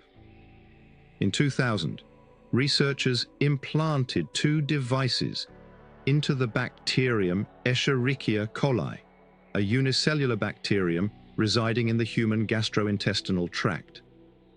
A team at Princeton engineered 3 interacting genes that enabled bacteria to produce light and flash periodically, resembling the twinkling of Christmas tree lights. Simultaneously, a team in Boston identified 2 genes that disrupt each other's functionality. In this process, they developed a mechanism akin to a toggle switch and conferred E. coli with basic digital memory capabilities. They regulated a series of on-off states via biological methods, as opposed to utilizing a semiconductor, which accomplishes the identical outcome through electron flow. After years of development, MIT biologist Drew Endy anticipates a future where artificial biological systems may significantly outnumber the outcomes of aeons of natural selection. Endy is the creator of BioBricks. The numerous vials on Endy's desk, filled with a transparent viscous liquid, may appear unremarkable, yet they signify an impending revolution. Each biobrick is a segment of DNA that, when integrated into a cell, prompts a protein to perform a beneficial function. They are standardized to transmit and receive identical biological signals and to interact effectively with one another. One biobrick generates a strong signal while its input signal is weak, and conversely. This is, in essence, a negation operator. Another transmits a signal just upon receiving inputs on both the logical and functional channels. By utilizing sufficient not and functions, any computation can be performed. Endy and his associate, Thomas Knight, have established a registry of 400 distinct biobricks, which they provide at no cost to other researchers. Producing components for squishy computers that perform millions of times slower than silicon alternatives may seem unpromising. Nonetheless, the ultimate objective is to integrate functionality into living beings. The researchers face the issue of persistence. Their diminutive devices must function within the chaotic and intricate environment of a cell, rather than in a sterile laboratory vial. In the cellular realm, mutations and degradation are prevalent phenomena. To what extent can we advance the concept of creating life? In 2002, Eckhard Wehmer astonished the global community by declaring that he and his colleagues had synthesized a live polio virus using mail-order DNA segments and a publicly accessible genome map. The ramifications for bioterrorism are evident. What if an individual could synthesize Ebola, smallpox, or anthrax? Moreover, what if synthesized pathogens could be equipped with drug resistance? The pace of advancement is astonishing. Recently, genomic scientist Craig Venter synthesized a virus that targets bacteria. He accomplished in 3 weeks what Wimmer had taken 3 years to achieve. Bacteria have greater complexity than viruses. The most basic bacteria have more than 500 genes. Their DNA sequences have been delineated. However, not all of their functions are yet comprehended. It is merely a question of time before we observe microbes synthesized in the laboratory. This experimentation elucidates the initial inquiry. To what extent may life be peculiar? Although other definitions of life exist, let us propose that life is a self-sustaining chemical system capable of adaptive evolution. Researchers do not universally concur on the universality of human biochemistry. Norman Pace from the University of Colorado, a pioneer in phylogenetic research, posits that a fundamental array of metabolic pathways will sustain life throughout all cosmic environments. Steve Benner recognizes that cells are intricately engineered biochemical machinery. He contends that the extensive potential of chemistry permits a diverse array of functions and forms in living creatures. We should acknowledge the centrality of carbon and water in the formation of life. Two cosmically plentiful elements possessing unique qualities that promote interactions and complexity. Life on Earth consists of 2 fundamental categories of biopolymers: nucleic acids and proteins. They symbolize yin and yang, or knowledge and activity. Nonetheless, alternative genetic codes are plausible, potentially employing an augmented repertoire of amino acids. One might readily envision a scenario in which a singular biopolymer, rather than our dual combination, capable of both replication and evolution, existed, as such occurrences likely transpired on primordial Earth. At the metabolic level, terrestrial life likely does not utilize the complete spectrum of potential methods to harness energy from its surroundings. A cell serves as an effective means to concentrate chemical reactions. Yet, life may exist independently of any container. The variants of hypothetical biology are essentially constrained by imagination. Benner illustrates the scenario as a terrain. Our biology resembles a fertile valley that sustains a diverse array of life. This valley demonstrates the evolution of life from the more primitive and resilient species inhabiting the elevated plateaus and rugged summits. How can we ascertain that this is the optimal or sole valley? There may exist regions beyond the horizon that are even more lush or lost worlds, inhabited by strange fauna. Likewise, our biology may represent one of numerous potential solutions to the evolution of complexity. Various physical environments promote alternative solutions. Due to the constraints of laboratory biochemistry, the solution will exclusively arise from astrobiology. Numerous manifestations of life may already exist in outer space.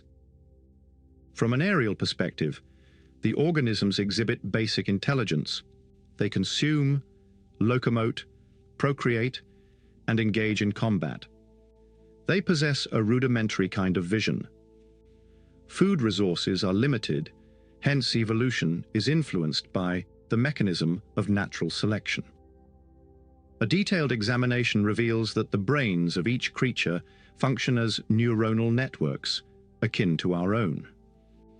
The genetic code dictates brain structure, encompassing the quantity, dimensions, and interconnections of neuronal clusters.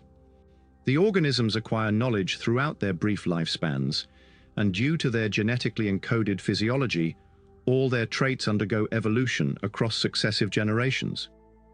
They are captivating to observe. Over time, various species arise.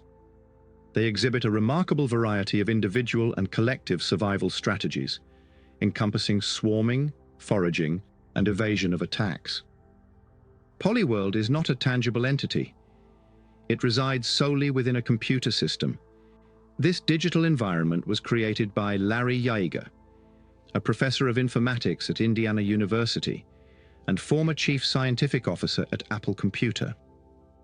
In Polyworld, the user functions as a deity. They can edit the genetic code, alter the environment, or toggle sex determination.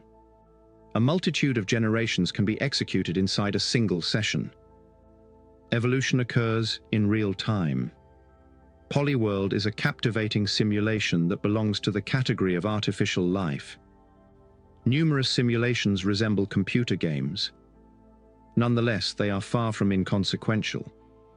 They are as intricate as life itself. Larry Yeager's creations are visually unremarkable, basic colored polygons that would fail to captivate the average computer player.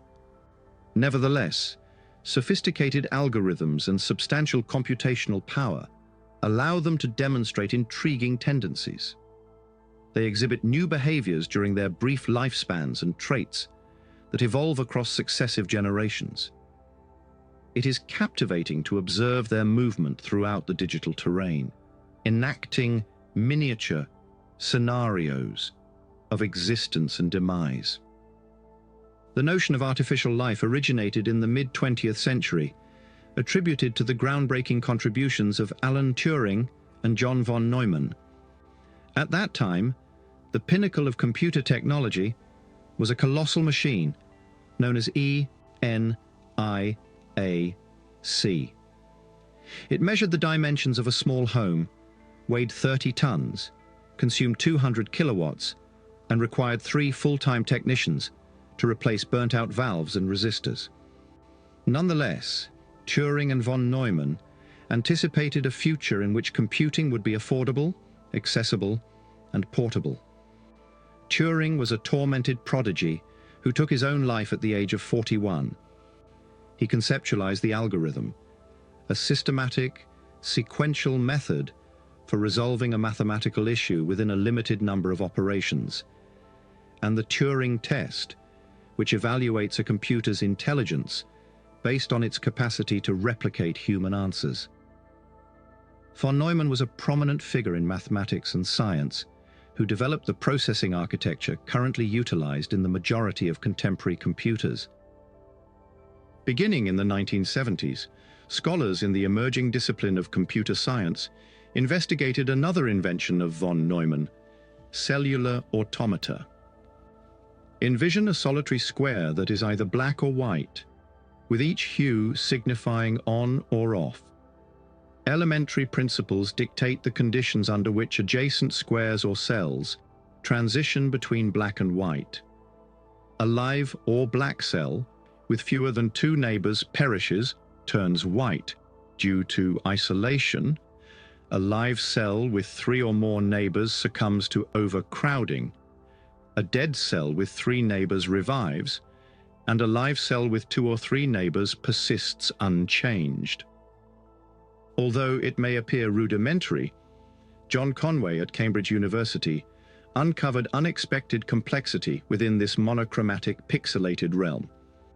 Conway adapted the fundamental concept of cellular automata, often depicted as a one-dimensional horizontal sequence with temporal evolution shown vertically, and transformed it into a 2-dimensional animation. His game of life showcases patterns that evolve and perish, with some proliferating like malignancies, while others generate perpetually transforming configurations. It is a fusion of a laser light display with dynamic fractals. Conway observed exquisite gliders and guns that produce an infinite array of novel patterns. Firearms function as conduits for information transmission, enabling their combination to create NOT and AND logic gates, which are fundamental to any computation. The game of life has been demonstrated to possess capabilities equivalent to any computer with infinite memory. 19. Similar to Polyworld, the game of life lacks sufficient visual appeal to engage a young teenager for more than a few minutes. Nonetheless, experts expressed much enthusiasm about the patterns produced by the software. In each video game, all elements are pre-programmed. Nothing occurs that the programmers did not foresee. Initially, the patterns exhibit emergence, complexity arising from simple rules and a rudimentary foundation. Secondly, the patterns exhibit self-organization. Both characteristics are fundamental to biology. Stephen Wolfram, the mathematical genius who developed the Mathematica software package, has further advanced the understanding of cellular automata. He has demonstrated that cellular automata can be utilized to compute transcendental or prime numbers, provide rapid solutions to differential equations, and exhibit behavior that is unpredictable on a small scale, yet predictable on a large scale. This final quality is notable as it reflects the correspondence between the erratic quantum realm and the orderly domain of macroscopic entities. This realm of diminutive squares and fundamental principles demonstrates the existence of axiom systems that extend beyond conventional mathematics. Thus, the cumulative knowledge contained in all mathematics textbooks constitutes merely a subset of the entirety of potential mathematics. If one posits that the specific characteristics of 2-dimensional arrays of cells lead to these results, Wolfram also offers a response. He demonstrates that the identical conclusions persist in the absence of a grid, i.e., when a network of connections is employed instead of fixed cells, in multidimensional contexts, and when constraints are applied instead of rules. The formalism possesses nearly limitless potential. Chris Langton is the innovator who orchestrated the inaugural International Symposium on Artificial Life at Los Alamos in 1987. He is one of merely 5 resident faculty members at the Santa Fe Institute, a compact think tank where physicists, computer scientists, and economists collaborate.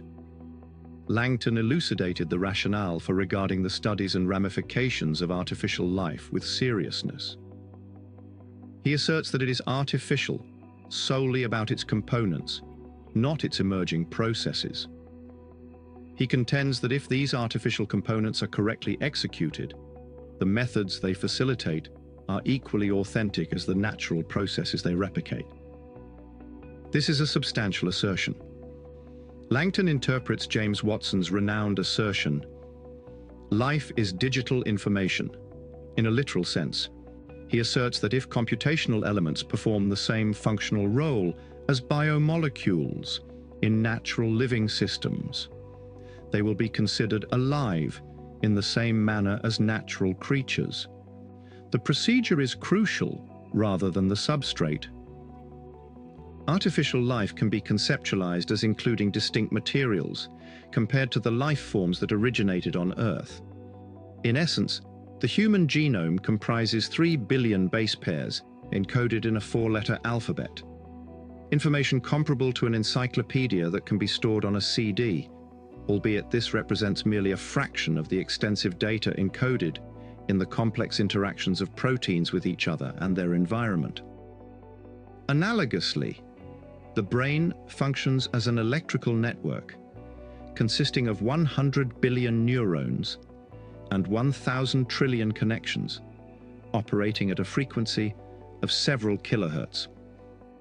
If Moore's law, the biennial doubling of computational power and data density, persists, computers will possess this capability by 2020.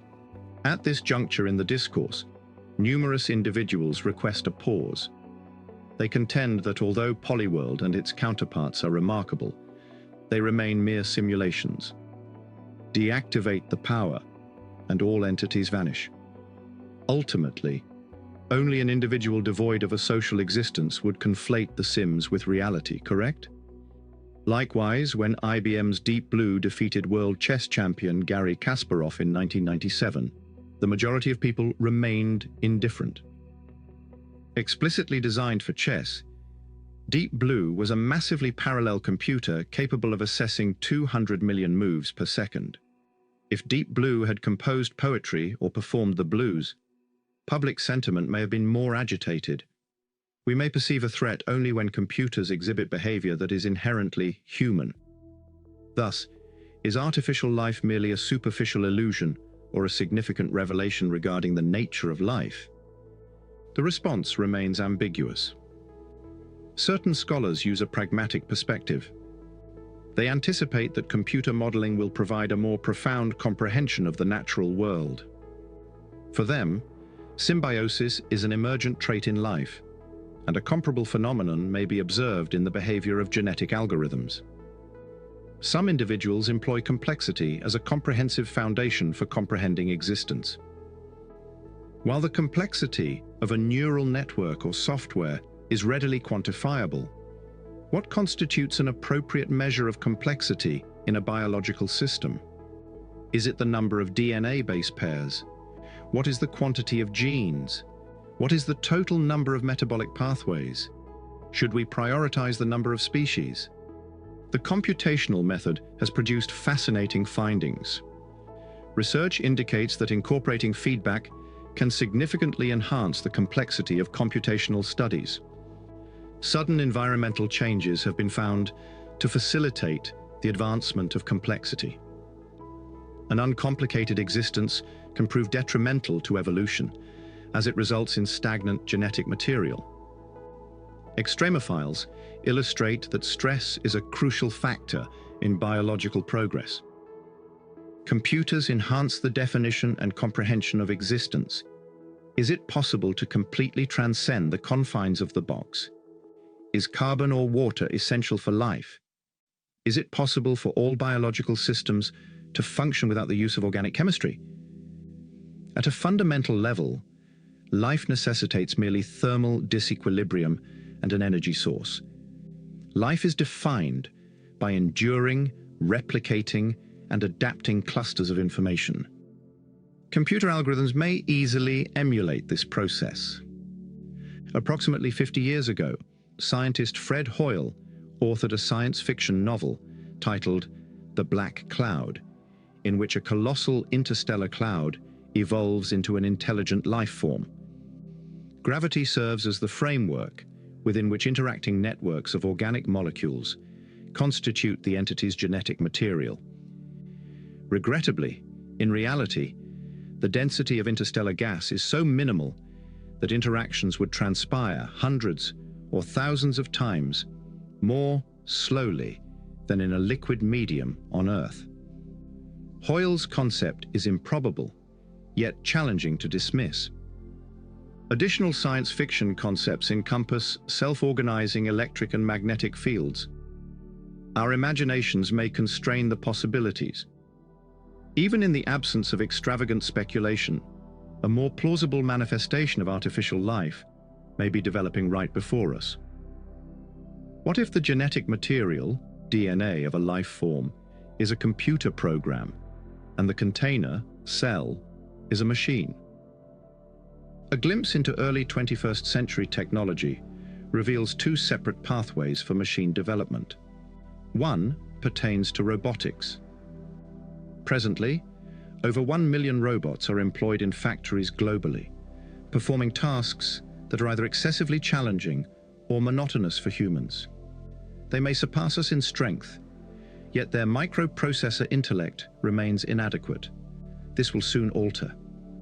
The menace and promise of robots is a predominant motif in science fiction, exemplified by Isaac Asimov's 3 laws of robotics in the novel and film, I, Robot, and the dystopian perspective presented in Philip K. Dick's narrative, Do Androids Dream of Electric Sheep? The foundation for the iconic picture Blade Runner. In these fictional works, the peril of employing robots to fulfill our commands lies in their continually advancing skills. As robots near self-awareness, humans must confront the ethical ramifications of their creation. We develop robots, hence, they are our evolutionary descendants. It is our responsibility to determine whether we attain the dream or the nightmare. The outcome of this technology is challenging to foresee. However, the pronounced duality frequently depicted in popular culture, conflicts between humanity and machinery, robots surpassing organic beings, may turn out to be deceptive. Our symbiotic relationship with robots may evolve so subtly that we overlook the critical instances when we require their assistance, yet they no longer depend on us. The second domain of machine advancement, nanotechnology, is more nuanced as it pertains to technology on an imperceptibly small scale. Computers can now be miniaturized to the molecular level. Micromachines will ultimately possess the capability to navigate the bloodstream, penetrate obstructed arteries, and conduct precise measurements of the body without necessitating invasive surgery. A fundamental objective of nanotechnology is to combat disease internally. Genetically modified microorganisms will possess the capability to directly confront pathogens and carcinogenic substances. Rather than substituting a damaged or deteriorated body part, we will have the power to renew the organism within. Existence entails mortality. This unyielding truth constrains our aspirations and ambitions. All organisms that have ever existed have perished, and every species that has ever existed has become extinct. Ray Kurzweil, meanwhile, is not assuming any risks. He does not engage in tailgating. He relinquished smoking and drinking long ago. He consumes 250 dietary supplements each day. He intends to survive until humanity attains immortality, an occurrence he designates as the singularity. Kurzweil is an exceptional innovator and futurist who commenced his endeavors at a young age. At the age of 8, he constructed a small theater using a robotic mechanism that manipulated the scenery. By the age of 16, he had set up his computer and programmed it to generate songs. He pioneered the initial optical character recognition, the first reading apparatus for the visually impaired, and the most advanced speech synthesis and speech recognition technologies. He received the $500,000 Lemelson MIT Prize for Inventors and was inducted into the National Inventors Hall of Fame in 2002. The similarities to Thomas Edison are both unavoidable and appropriate. Kurzweil aspires to live long enough to witness the singularity, an event he anticipates will transpire circa 2045. He began to closely monitor his health following the deaths of his father and grandfather from heart disease. He monitors up to 50 fitness metrics to optimize his programming. What, therefore, constitutes the singularity? In his 2005 book, The Singularity is Near. When humans transcend biology, he poses and addresses the question. It's a future period during which the pace of technological change will be so rapid and its impact so profound that human life will be irreversibly transformed. This era will redefine the frameworks we depend on to ascribe significance to our existence, encompassing our economic structures and the entirety of human experience, even mortality. This subject is intricate. Instead of life-sized robotic assistants, Kurzweil envisions nanobots as the impetus for altering the human state. Nanobots will perpetuate youth by traversing the body, mending bones and organs, revitalizing brain cells, and enhancing our genetic code by acquiring new directives from the internet. He perceives death as a tragedy, rather than a regular or inevitable occurrence. Futurists like Kurzweil are simply extrapolating the exponential progression of technology that has driven advancements in computer science and biology in the past 2 decades. Looking ahead, it appears unavoidable that the non-biological aspect of our intelligence will significantly surpass unaided human ability. Kurzweil asserts in his 2005 book that there will be no differentiation between human and machine, or between physical and virtual reality. While this possibility may alarm many, Kurzweil argues that such advancements could eradicate hunger and poverty, maintaining that his predictions are value neutral. Technological advancement may indicate a post-biological future, wherein technology integrates with the organism, ultimately creating a new creature. The designation for this is cyborg, a portmanteau of cybernetic organism. Science fiction authors who initially conceptualized cyborgs 50 years ago could scarcely have envisioned that we would reach this juncture so promptly. A high-powered computer directing genetic engineering could accelerate evolution by detaching it from the relentless yet wasteful shaping of the natural environment. This computer may utilize a toolkit, such as biobricks, to develop increasingly sophisticated and inventive biological systems. The ramifications for astrobiology are significant. Biological evolution on Earth and other celestial bodies may represent a transitional phase, ultimately giving rise to computational beings constructed from natural materials. It is essential to note that certain planets may have supported biological life for 5 billion years before the formation of Earth. Their level of advancement could be comparable to ours in terms of bacterial life. Species that traverse the singularity attain immortality and integrate into an expanding assembly of hyper-advanced galactic citizens. Overcoming our tumultuous adolescence as a species may serve as the guiding light that propels us onwards. We approached, on numerous occasions, the possibility of being obliterated by history, pursuing another rational trajectory. If the tape were replayed 1,000,000 times, I question whether Homo sapiens would ever re-emerge. It is, undeniably, a remarkable existence. Stephen Jay Gould, Wonderful Life, 1989. The asteroid traverses the sky like a blazing herald from the deities. Upon the occurrence of the sonic boom, little lizards hastily seek refuge, but certain larger dinosaurs remain largely indifferent, continuing their grazing. Moments later, the asteroid exits the atmosphere and ventures into deep space, like a stone skimming across the surface of a pond. It has been a narrow escape. The approaching rock was comparable in size to a substantial mountain. Had it been going marginally faster, or had the Earth traversed a slightly shorter distance in its orbit, the asteroid would have collided directly, resulting in catastrophic destruction. Massive organisms would have been exterminated relatively quickly, and debris propelled into the atmosphere would have obscured the sun, disrupting the food chain and resulting in the extinction of several additional species. The Earth and her inhabitants remain indifferent and go with their day, 65 million years elapse. The dinosaurs proliferated and sustained their supremacy for aeons. Some acquire the ability to hunt collaboratively and devise rudimentary social systems.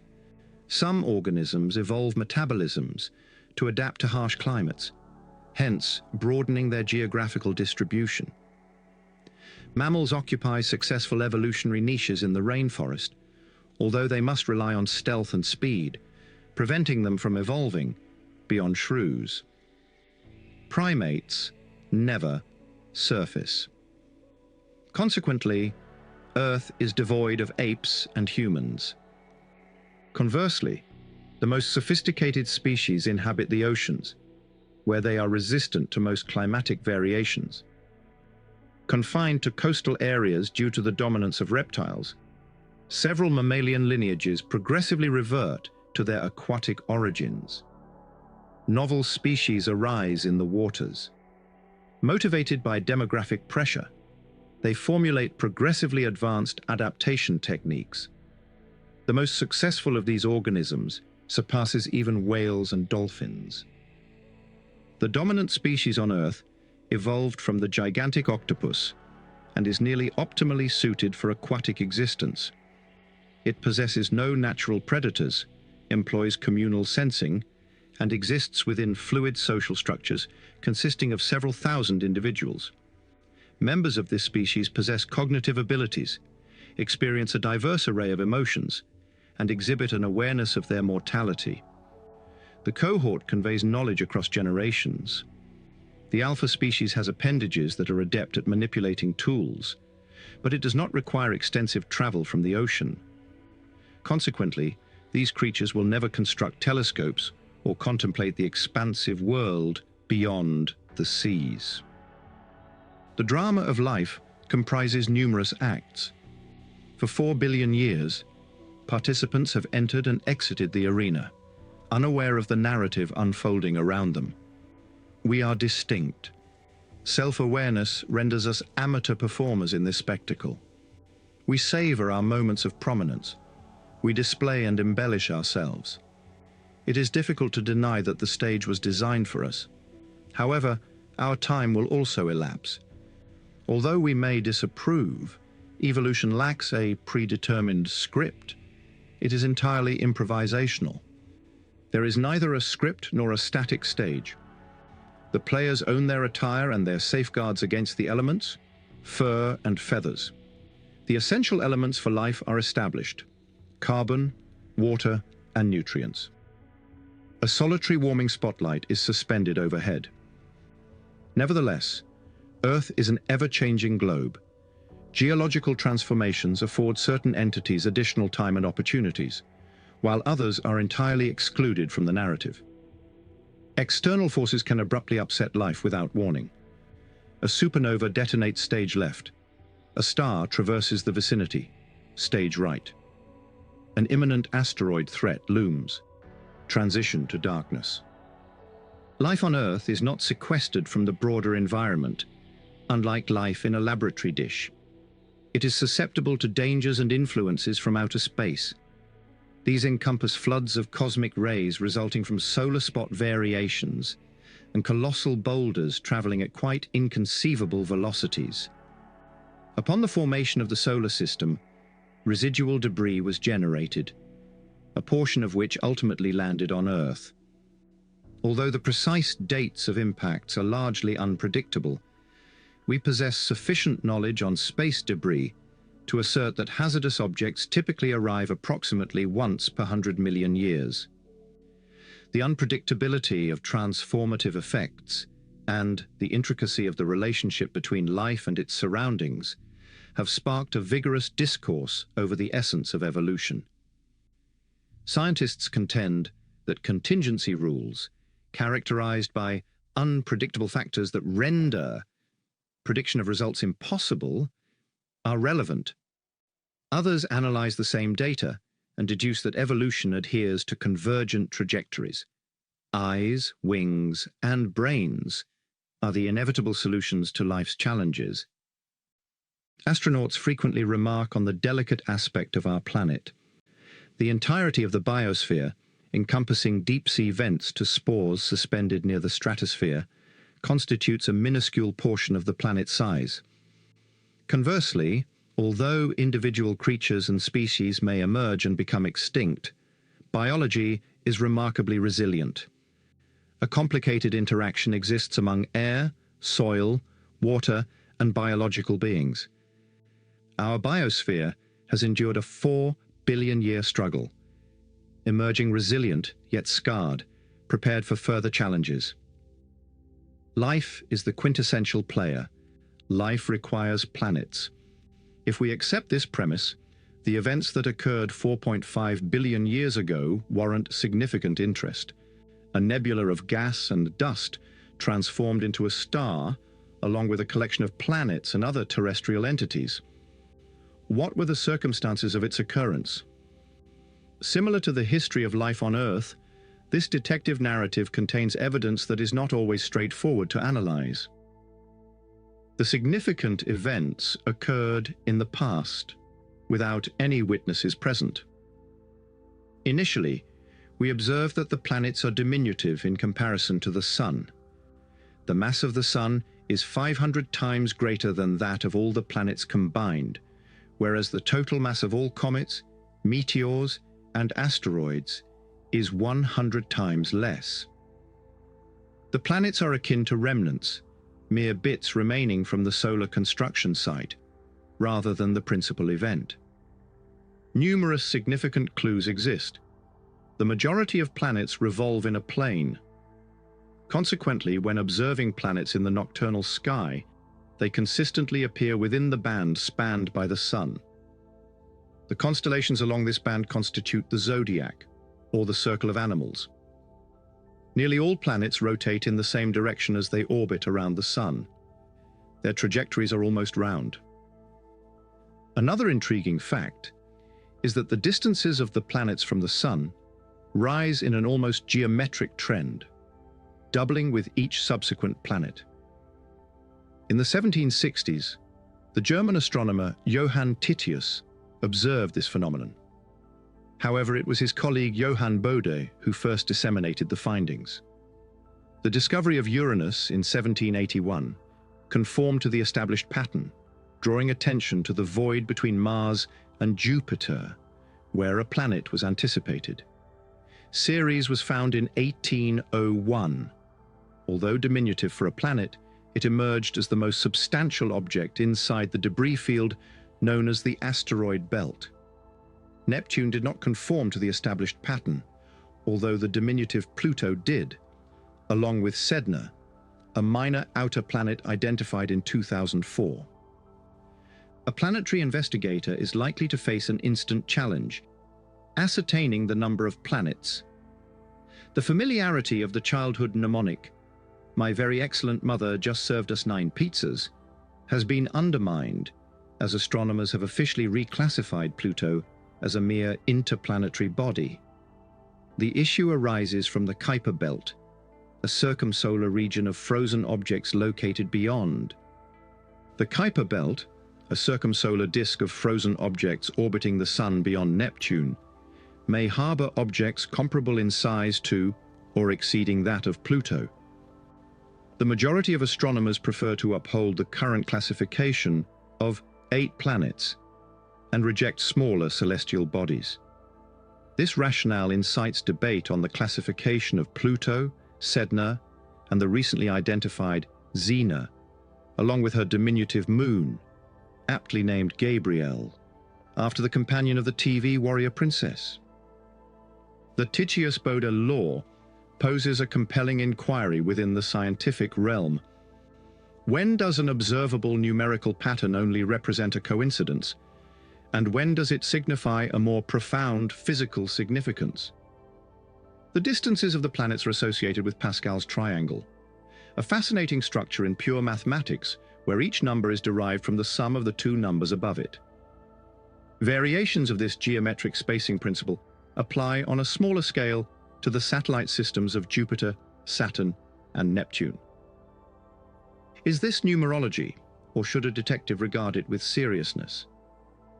The determination typically hinges on the pattern's longevity and the credibility of possible explanations.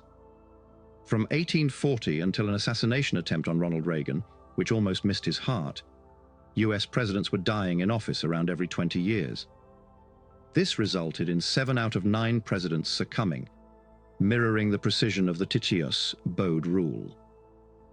Imagine you are pursuing a serial killer, and you observe that the occupations of the initial 4 victims adhere to alphabetical order: architect, baker, chemist, doctor.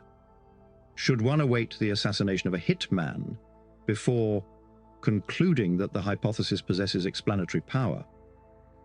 A notable contrast splits the solar system into 2 segments: the inner planets, which are small and rocky, and the outer planets, which are vast and gaseous, albeit likely possessing rocky cores. Most planets possess moons, and the colossal outer planets have such an abundance that they appear to create miniature replicas of the entire solar system. The outer planets, including the substantial ones, also possess ring systems. Beyond the outermost planet is a roughly spherical aggregation of frozen bodies, comets. These are the main principles. Nonetheless, all proficient detectives recognize that the exceptions are equally intriguing. Uranus rotates with its axis oriented at an angle rather than vertically. Earth possesses a moon that constitutes a significant proportion of its size. Pluto, a freshly reclassified celestial body, does not reside in the same orbital plane, and its trajectory intersects that of the adjacent planet. Venus, still another planet, rotates in a direction contrary to that of the others. Is there a singular narrative that may elucidate these disparate clues? Affirmative. The process commenced with a dispersed interstellar cloud. Its form was amorphous, or indistinctly spherical, and it rotated softly. An external force, possibly the supernova explosion resulting from the demise of a nearby star, triggered the cloud's gravitational collapse. Once gravity exerted its influence, the cloud swiftly contracted to a minuscule fraction of its original volume. The majority of the bulk was centered at the core. In the depths of obscurity, the density and temperature escalated, resulting in the formation of a star. As the cloud disintegrated, gas in the rotational plane commenced to accelerate. Consider the effect of attempting to move towards the center of a spinning merry-go-round in a playground. Conversely, material may more easily collapse along the poles of the rotational axis. The collapse intensified the degree of rotation. The collapse did not transfer all the gas onto the star, as the heat generated within the gas ultimately produced pressure that countered further contraction. Consequently, a substantial dispersed cloud is ultimately converted into a comparatively compact and swiftly moving disk. Rotation is an essential characteristic of matter that is often disregarded. The gas in the universe is never entirely smooth and homogeneous. Random density fluctuations increase under the influence of gravity on a gas. Swirls and eddies are intensified. The rotation of a large gas cloud that subsequently contracted resulted in the formation of the exquisite pinwheel structure of the Milky Way and other spiral galaxies. If stars form by entirely radial collapses, they would absorb all available material, leaving no remnants for planet formation, and our existence would be impossible. While the subsequent segment of the narrative may appear fantastical, it is firmly rooted in established physics. It immerses us in a realm of snowflakes and Russian dreamers, where particles no larger than dust motes in a ray of light are transmuted into entities as substantial as the Earth. 4 decades prior, Russian mathematician Viktor Safronov compiled his life's work into a tome. He had computed the events occurring within a revolving disk of small gas molecules, dust particles, and ice grains. Despite the rapid orbit of the material, adjacent particles travel at almost identical velocities, much like vehicles positioned side by side on a racecourse, which facilitates their cohesion. They aggregate into intricate formations like snowflakes. As they increase in size, they progressively draw closer to one another through gravitational attraction, rather than relying on collisions to bring them together. This expedites the growing process. Trivial matters escalate into significant issues. Ultimately, mountains transform into planets. This continuous process is termed accretion, and it is highly efficient. Within the inner solar system, it required merely a few million years for fragments of frozen rock to coalesce into bodies of 50 miles in diameter, comparable to the greatest meteoroids and comets. Material aggregated in a succession of zones radiating from the Sun resulted in the formation of the limited number of planets observed today. The formation of planets required 50 to 100 million years, constituting merely 1 to 2% of the solar system's history. Radioactive substances contained within meteorites indicate that the process occurred swiftly. Initially, there was opposition to the notion that disasters influenced the solar system, mainly because the explanation seemed excessively handy. The notoriety of another Russian visionary, Immanuel Velikovsky, also rendered scientists apprehensive about elucidating certain features of the solar system through the concept of collisions. In the 1950s, Velikovsky gained prominence with his book, Worlds in Collision. While Safronov was a rational mathematician, Velikovsky was an eccentric visionary, and his book constituted a chaotic amalgamation of mythology, psychology, and pseudoscience. Velikovsky rendered the examination of impacts and collisions disreputable. Recent computer models facilitate the comprehension of the solar system's geography. Most characteristics are elucidated through steady evolution and the interaction of gravity and radiation. The collapse model elucidates the reasons for the coplanar orbits of planets and their concurrent rotation in the same direction as the Sun. 4 terrestrial planets coalesced in the inner solar system by accretion, when the nascent Sun expelled the residual gas and dust. In the outer solar system, rocky cores expanded to 5 or 10 times the mass of Earth, subsequently accumulating layers of hydrogen and helium to form the gas giant planets. The gravitational influence of the nearby massive Jupiter disturbed the orbits of the asteroids, inhibiting the creation of a planet. Jupiter additionally ejected frozen bodies from the inner solar system into languid elliptical orbits distant from the Sun, which we recognize as comets. These processes operated on a smaller scale to create the massive moons and rings of the outer planets. We incorporate the elements of conflict and disaster into this velvety broth. Chaotic and unpredictable phenomena impart distinctive characteristics and personalities to planets. Consequently, we elucidate the Earth's moon, the axial tilt of Uranus, and the capture of Pluto from the outer fringes of the solar system. Much to the chagrin of traditionalists, as astronomers are unlikely to rescind their determination to reclassify Pluto and other remote asteroid-sized objects as interplanetary entities. What is the status of the Earth? Approximately 100 million miles from the youthful Sun, the temperature was a warm 650 Kelvin, equivalent to 380 degrees Celsius. At elevated temperatures, molecules reside solely in the vapor phase. As temperatures decrease, they can transition into liquids and subsequently solids, analogous to the transformation of water molecules into raindrops and ultimately ice crystals. At 380 degrees, the temperature was excessively high for volatile molecules such as water, methane, and ammonia to undergo condensation from vapor. The temperature was too high for carbon to condense onto grains, resulting in its presence in space as pure soot. The Earth obtained its biological material and water after its formation. The newly formed Earth was an unusual realm. The accretion process generated sufficient energy to transform the entire surface into a molten sea of magma. Iron and nickel, being denser than the mantle's silicates, coalesced into a liquid metallic core. The atmosphere consisted of rock vapors. Approximately 50 million years later, a colossal impact had excavated the Moon.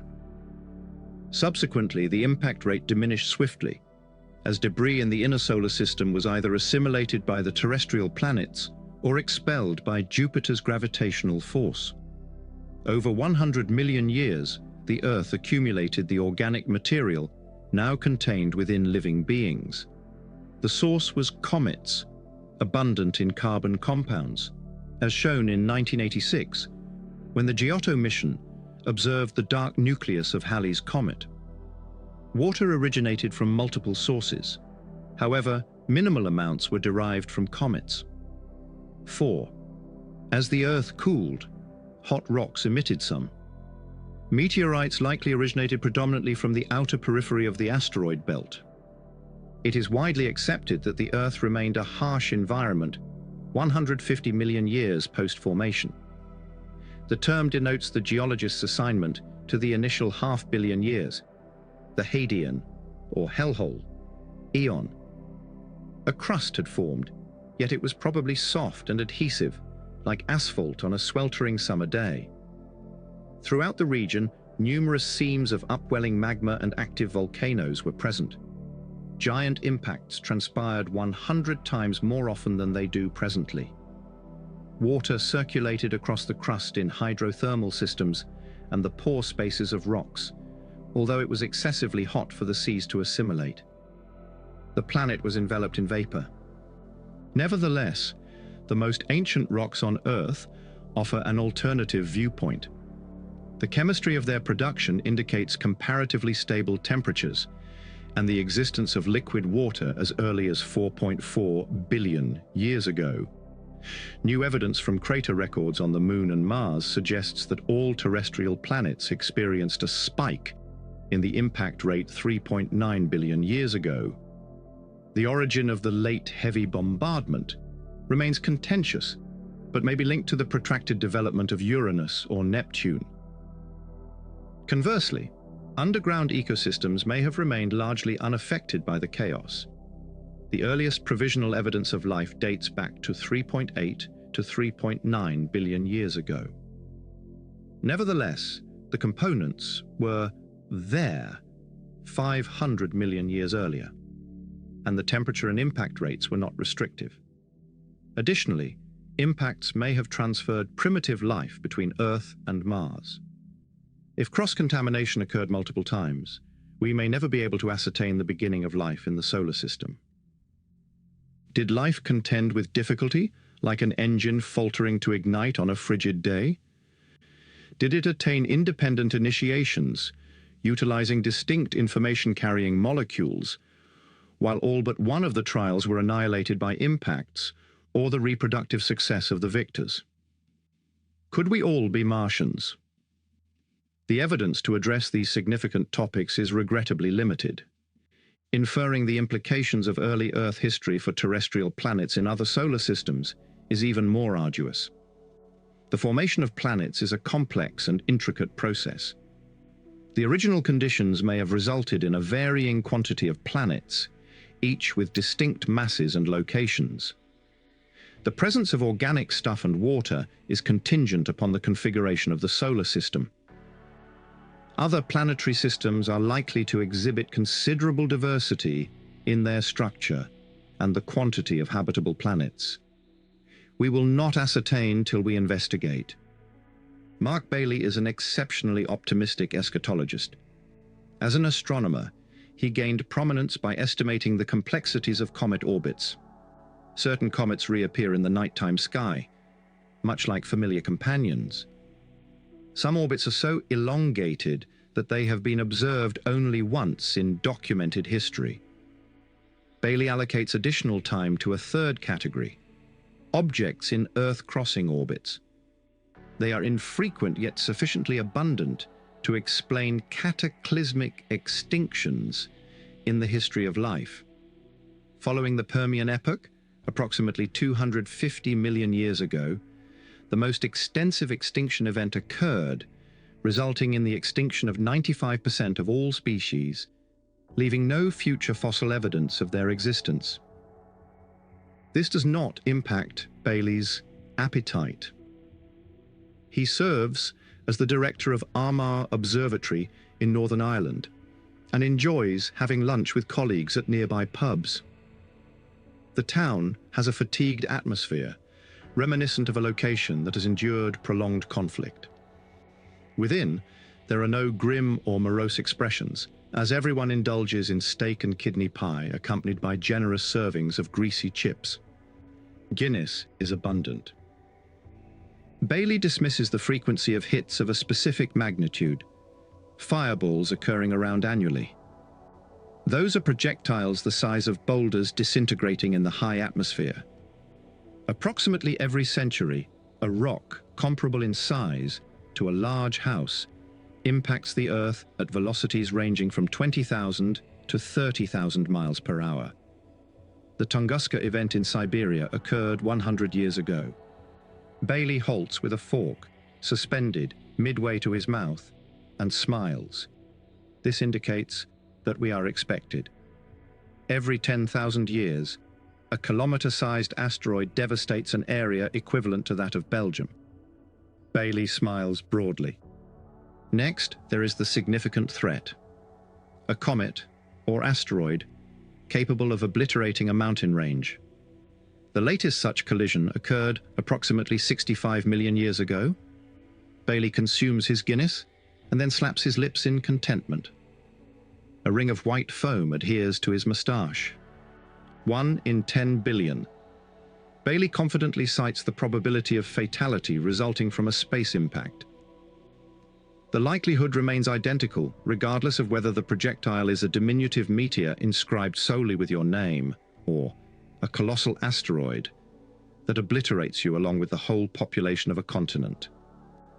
He emphasizes that you are 1,000,000 times more likely to perish in a car accident and 1,000 times more likely to die in an aviation accident. The likelihood of succumbing to botulism exceeds that of perishing in a meteoric impact. He gazes contemplatively at his steak and kidney pie. Understanding that the probabilities are minimal is not as reassuring as it ought to be. Individuals exhibit an excessive preoccupation with macabre yet improbable scenarios, such as perishing in an aviation disaster or a terrorist incident. In literature, no one has explored our underlying dread of imminent mortality more effectively than Edgar Allan Poe with his foreboding Raven. In Poe's A Descent into the Maelstrom, an elderly man and his sibling spend hours awaiting their impending demise in a colossal vortex. A prime example can be found in Thomas Pynchon's expansive and masterful work, Gravity's Rainbow. During World War II in London, German 5-2 rockets were indiscriminately falling on the city. The protagonist is fixated on a harrowing dream depicting the suspended moment when a VV-2 rocket hovers just above him, preparing to strike his head. A VV-2 descends supersonically from above like a meteor, rendering it invisible and inaudible until impact. What is the correlation between the dimensions of a fragment of space debris and its frequency of descent to Earth? This distribution, characterized by a linear association between two numbers, represented as logarithms, is referred to as a power law. The narrative suggests that debris comes in various sizes, with a significantly greater quantity of smaller fragments compared to larger ones. The abundance of small rock fragments in space results in a significant influx of these fragments every second, leading to a brief average interval between their arrivals. The infrequency of huge items results in a low arrival rate and an extended interval between arrivals. The power law distribution reflects the accretion process in the early solar system. Numerous little fragments were required to form several formidable planets. Since the formation of the planets, the asteroid belt has functioned as a grinder. Boulders clash and fragment into smaller fragments, some of which are dispersed into Earth's orbit. Projectiles of bolder size occur with somewhat lower frequency. However, they possess substantially greater energy. Approximately once a year, objects of this magnitude disintegrate in the high atmosphere, releasing the energy equivalent of a small atomic bomb. In the early 1960s, a meteor nearly precipitated a nuclear war. The United States and the Soviet Union perceived these sporadic fireballs as indications that the opposing side was contravening the Nuclear Test Ban Treaty. Declassified documents disclose contentious communications over the hotline between Washington and the Kremlin. Fireballs and meteors are innocuous celestial displays. We ought to feel relieved and appreciative that the atmosphere eliminates the majority of incoming objects. A portion of meteoroids, ranging in size from a rock to a house, impacts the ground and inflicts damage. At the upper limit of this range are rock fragments comparable in size to a football pitch, with a mass exceeding 1 million tons. Tunguska. The setting was a secluded Siberian forest on the morning of June 30th, 1908. A thunderous explosion erupted from a clear sky, igniting the trees. An observer located 40 miles away recounted the incident, as documented in the book Giant Meteorites by E.L. Krinoff. I experienced searing heat, as though my shirt were ablaze, accompanied by a tremendous explosion. I was propelled to the ground 20 feet from the porch. Reindeer herders in proximity to the impact were less fortunate. Villagers, even 300 kilometers distant, report a deafening bang and a burning cloud on the horizon. Seismographs recorded the occurrence in London. Victor Klube, a thesis advisor to Mark Bailey, researched the relevance of the job. The disparities between the two men are pronounced. Bailey is diminutive and sociable, possessing an effortless chuckle and bright eyes. Klube is tall and paternal, exhibiting the formidable diction of an Oxford scholar. Klube and his associate, Bill Napier, a scientific civil servant who composes thrillers during his leisure, meticulously examined historical and mythological archives for evidence of extraterrestrial catastrophes. Their study is contentious, as it depends on an in-depth analysis of writings from various cultures, rather than exclusively on physical evidence. Few scientists possess the requisite breadth for this type of scholarship. Not all space debris enters orbit unpredictably. Meteor showers occur when the Earth traverses debris dispersed along a comet's trajectory. The Orionid meteor shower, peaking on October 21st, signifies our passage through the orbit of Comet Halley. The Leonids meteor shower, typically occurring in November, is one of the most beautiful. During a good meteor shower, one may observe several shooting stars per minute.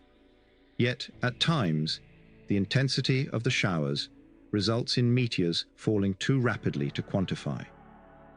The 1966 Leonids reached a peak of 40 meteors per second. In contrast, the 1833 shower was even more remarkable. When the debris is notably dense, a visual display almost certainly accompanies significant impacts. Klube and Napier meticulously examined 2 millennia of fireball documentation from Chinese imperial astronomers.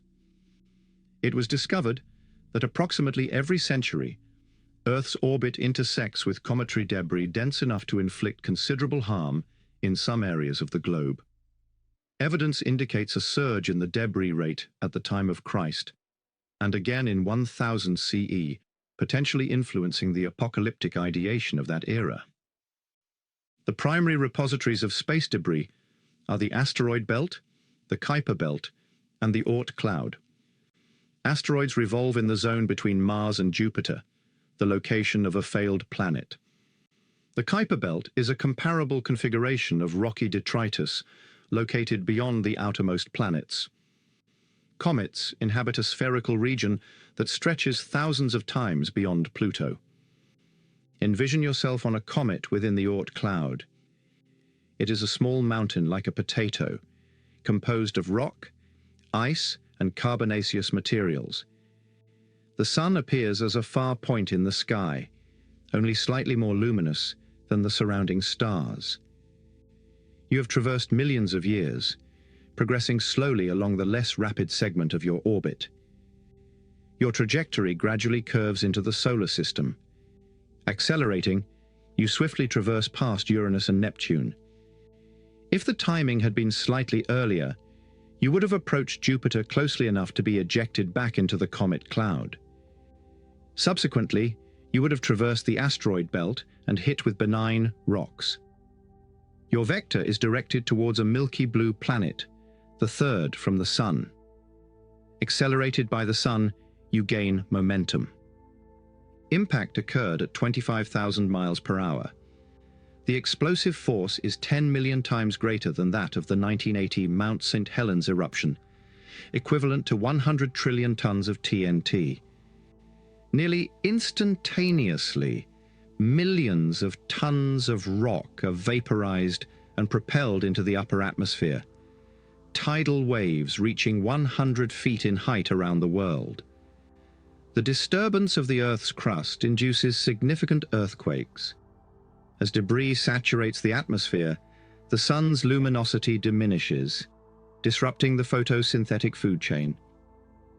All the substantial organisms in terrestrial and aquatic environments will become extinct within a few years. 2 decades prior, nuclear physicist Luis Alvarez and his paleontologist son Walter initiated a paradigm shift by proposing that the Cretaceous Tertiary, KT, extinction event, which occurred 65 million years ago, was triggered by a city-sized asteroid colliding with Earth. It has traditionally been presumed that evolution occurs gradually. However, multiple lines of evidence indicate a disaster, characterized by a rapid decline in the fossil record and the presence of a concentrated layer of shocked quartz and iridium. Shocked quartz may be generated during volcanic activity, although it does not form a global layer at a specific point in time. Iridium is present in terrestrial rocks, although it is more prevalent in extraterrestrial materials, with the KT layer exhibiting a notable increase in iridium concentration. The decisive evidence was the identification of the smoking gun, a crater of the appropriate age, located on the seafloor off the northern coast of the Yucatan Peninsula. At least 7 mass extinctions have occurred in Earth's biological history. The most significant mass extinction was the Permian event, which occurred 248 million years ago, resulting in the extinction of 90 to 95% of all species. 8 impacts have been proposed as the causes of several extinctions, although only the KT event possesses comprehensive supporting evidence. As one delves further into the past, the identification of craters becomes ever more difficult, and the fossil record is insufficient to verify that the extinction occurred instantaneously. Catastrophic occurrences are rare, although the duration of biological evolution on Earth extends across billions of years. Hence, their effects are likely to influence the evolution of life elsewhere in the universe. Fortunately, we have a contingency plan in place in case our fortunes change. A fleet of small telescopes has been constructed to alert of a potential impact from a comet or a meteoroid redirected into an Earth-crossing orbit due to a collision in the asteroid belt. They survey the skies nightly for objects traversing amid the stationary stars and can identify anything over around 1 kilometer in diameter. What follows? Astronomers will analyze the data to determine the orbit. Even if a collision is probable, we will receive several years' warning. We will have ample time to reorganize our nuclear arsenals and launch missiles as per our directives. It will not have a direct impact. A soft kiss shot, deflecting it to the side. He is a member of a team of planetary scientists and geologists performing a survey of a barren plateau in Antarctica, which rises 8,000 feet. They are searching for meteorites, The extensive journey is justified. As anywhere on Earth, a rock is merely a rock. Nevertheless, in this location, small extraterrestrial rocks are prominently apparent against the azure and unblemished ice. The team members maneuver rigidly in their all-weather outfits. The atmosphere is remarkably transparent. It is a warm summer day, with the temperature approaching 30 degrees. Meteorites are uncommon. Thus, a day's collection may consist of merely a dozen specimens. Any object comparable in size to a fingernail would constitute a noteworthy discovery. Consul Magno is an authority on the correlation between asteroids and meteorites, as well as the development of small rocky entities within the solar system. He entered into vows as a Jesuit brother, following 2 years in the Peace Corps and a period of teaching physics. His primary location is the Vatican Observatory near Rome, where he serves as the curator of the renowned meteorite collection owned by the Catholic Church. Consul Magno examined the potential for water and life on Europa in his master's thesis. The initial prediction has been validated, and the latter may prove insightful. He serves as the knowledgeable and affable brother guy in select scientific segments on BBC Radio 4. However, he is currently preoccupied with his bladder. The decision is challenging. At 30 degrees below zero, saliva strikes the ground as a solid mass, and delicate skin should not be subjected to this arid and frigid atmosphere. Conversely, he possesses a loftier purpose, necessitating occasional sacrifices for the advancement of science. 2 centuries ago, the notion that rocks descended from the heavens was regarded as superstition. Subsequently, Jean-Baptiste Biot was dispatched by the Académie Française to examine peculiar events recorded in a little settlement. Through the integration of eyewitness testimonies and physical data, Biot established that certain rocks originate from extraterrestrial sources. Thomas Jefferson was initially skeptical, asserting that it was more probable that Yankee professors deceive than stones descend from the heavens. Nevertheless, he was persuaded by the evidence and subsequently employed this instance to advocate for the scientific method. Collecting meteorites is crucial as they contain fascinating narratives regarding the origins of life. They incorporate a chemical record of the solar system's formation. In the early history of the Earth, they provided the majority of the water essential for life today. They also contributed significant amounts of nitrogen and phosphorus, crucial for the structure of DNA, along with specific amino acids. They also at times cause death. Guy Consul Magno is cognizant of this as he traverses the glaring white ice. The task becomes monotonous once the initial thrill of engaging with this frozen expanse has diminished. A few hundred miles further, another cohort of scientists employs an alternative method, utilizing broad adhesive rollers to gather numerous meteorites, some as diminutive as grains of sand. They will unroll the adhesive felt from the rollers and remove any debris in a sterile environment, thereafter returning home with a minuscule vial of extraterrestrial dust. Consul Magno aspires to replicate the fortune of the US scientist who, while operating a snowmobile in another section of the ice field, discovered the renowned Allen Hills meteorite from Mars, which has generated intense speculation regarding the presence of Martian bacteria. Consul Magno is a patient individual. However, he is aware that the likelihood of discovering a Martian rock is minimal. It is significantly preferable to travel to Mars and return with one. This endeavor is not just for professional astronomers.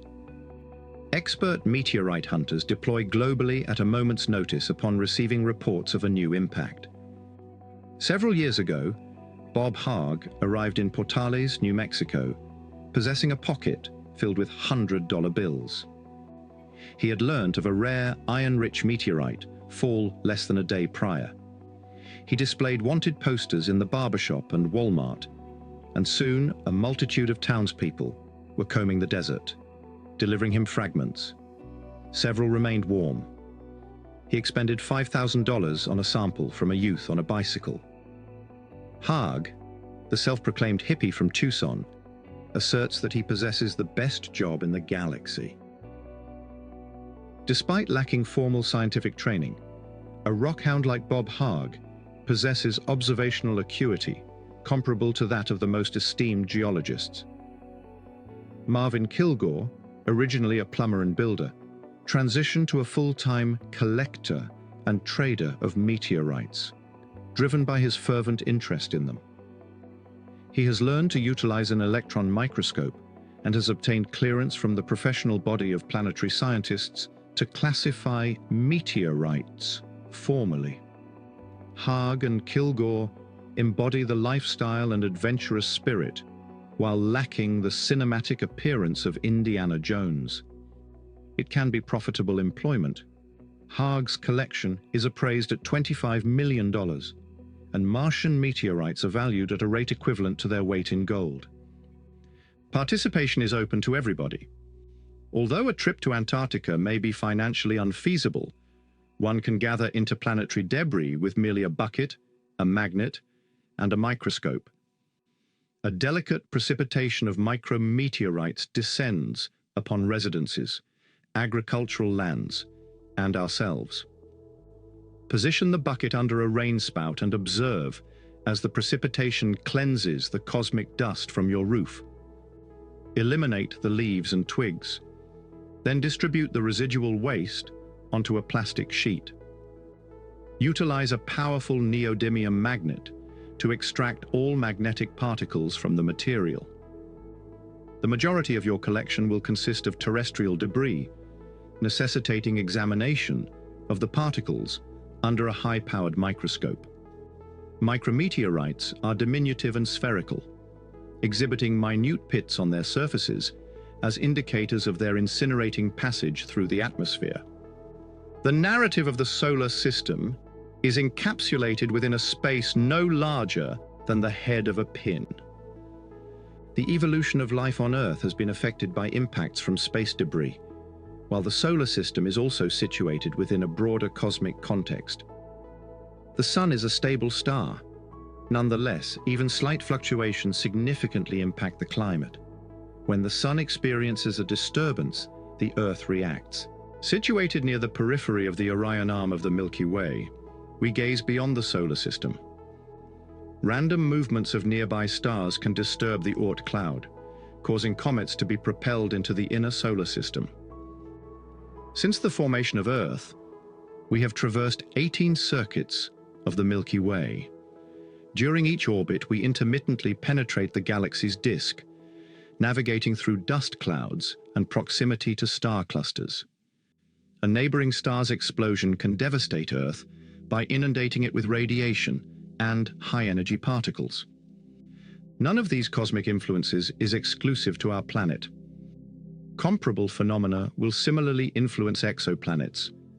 This data is utilized in astrobiology to inform anticipations on the evolution of life in other contexts. Shakespeare, unbeknownst to him, exercised artistic license when he had Caesar proclaim, "I am constant as the northern star." The luminosity of Polaris fluctuates by 20% every 4 days. Most astrobiologists think that life requires a sustaining star. The variability of the energy source will influence the development of life. Surveys utilizing contemporary electronic detectors reveal that hardly a minor fraction of stars exhibit variations above 10% over a decade. Even fewer exhibit such variability as Polaris. Main sequence stars, which undergo hydrogen fusion into helium, are typically stable. The Sun's variability has been about 0.1% over the previous decade. Research on analogous stars suggests that the Sun exhibited significantly greater activity in its remote past. Yet, the most dramatic phenomena transpire after a star's life cycle, coinciding with its fuel transition. Stars of greater mass than the Sun exhibit high levels of activity. Nonetheless, their lifespans may be insufficient for their solar systems to support complex life forms. The Sun's magnetic activity produces the most apparent short-term consequences on Earth. During the alternating peaks of each 11-year sunspot cycle, the Sun's magnetic field undergoes reversal, instigating intricate alterations to the Earth's environment as the radiation flux fluctuates. Climate is significantly influenced by high-energy radiation types, including UV rays, X-rays, and cosmic rays, which consist of energetic charge particles, such as protons. Throughout multiple millennia, the solar cycle has been associated with regional famines. A skeptical detective would question the notion of attributing long-term climate change on Earth to the Sun. The suspect has been documented through photographs for merely 150 years. For 250 years prior, the sole method for quantifying solar activity was the enumeration of sunspots. Before the creation of the telescope in 1609, all measurements were conducted indirectly. The Sun's fluctuations influence the influx of radioactive particles and cosmic rays impacting the Earth, with the concentration of these traces recorded in sediment and ice layers, spanning thousands to millions of years. That does not constitute observing the suspect. It involves inferring actions based on their impact on another individual's behavior. Orbital fluctuations are typically believed to induce ice ages. The century-old Milankovitch theory posits a 400,000-year cycle that remains unobserved and fails to elucidate the 100,000-year cycle that is observed adequately. Evidence for the Sun as the causative factor is derived from radioactive beryllium of solar origin found in ocean sediments, which can be used to trace ice ages spanning several million years. The interaction between geology and atmospheric feedback is intricate, and so the mechanisms remain incompletely understood. The Earth experiences erratic variations in solar radiation that coincide with the solar cycle. Instances of radioactive element deposition in the ice pack layers suggest periods of intense solar activity, possibly associated with significant solar flares. It is known that stars such as the Sun experience transient superflares, during which their brightness increases by a factor of 100,000 for a brief duration. Such occurrences are arbitrary and entirely unforeseen. When the Sun behaves in this manner, it is disastrous for Earth's organisms. The most intense flares, which occur roughly every million years, can incinerate the atmosphere and dramatically elevate the mutation rate. Even the formidable Deinococcus radiodurans may struggle to keep pace. The paramount danger to existence is the demise of the star that sustains it. Rest assured, Sol will not deplete its hydrogen for an additional 4 billion years. The conclusion is not abrupt, as turning off a light switch, because the Sun is perpetually agitated by convection and consumes its fuel from the inside outward. The energy output will become increasingly irregular until it extinguishes, akin to a flickering flame. In the absence of energy release to maintain its expansion, the Sun's core will collapse into a new, elevated temperature state and initiate helium fusion. This additional existence will enable it to radiate 1,000-fold more brilliantly. Its outer envelope will grow throughout the inner solar system, consuming the Earth and transforming it into a desolate cinder. Are we experiencing enjoyment at this moment? Following fire, ice ensues.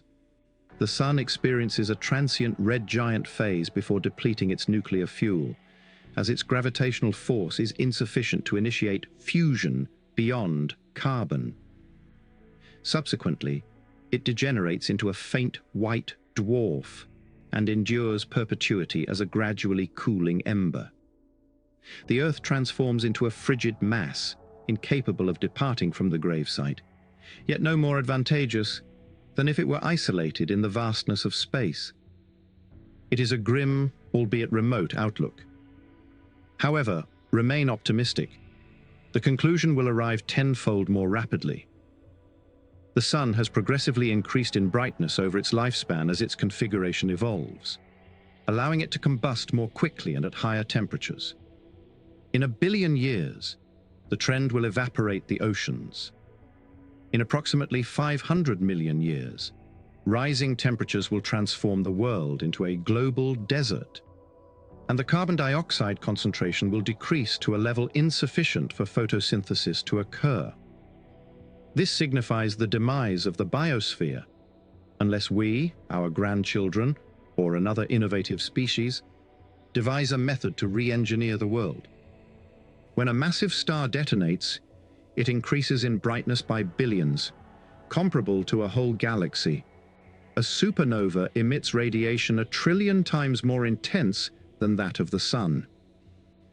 Among the most exquisite celestial phenomena are supernova remnants, such as the Crab Nebula documented by Chinese astronomers in 1054 CE and illustrated in rock art by Native Americans, alongside the Vela Nebula, which is the ethereal remnant of a star that perished 11,000 years ago, before the commencement of human historical documentation. A colossal star detonates within the Milky Way approximately every few hundred years. Every few millennia, the fading star will be sufficiently proximate, hundreds of light years distant, to be observable during daylight. If it is significantly nearer, it may do substantial harm. The center of a dying star attains temperatures in the billions of degrees and emits a torrent of high-energy particles.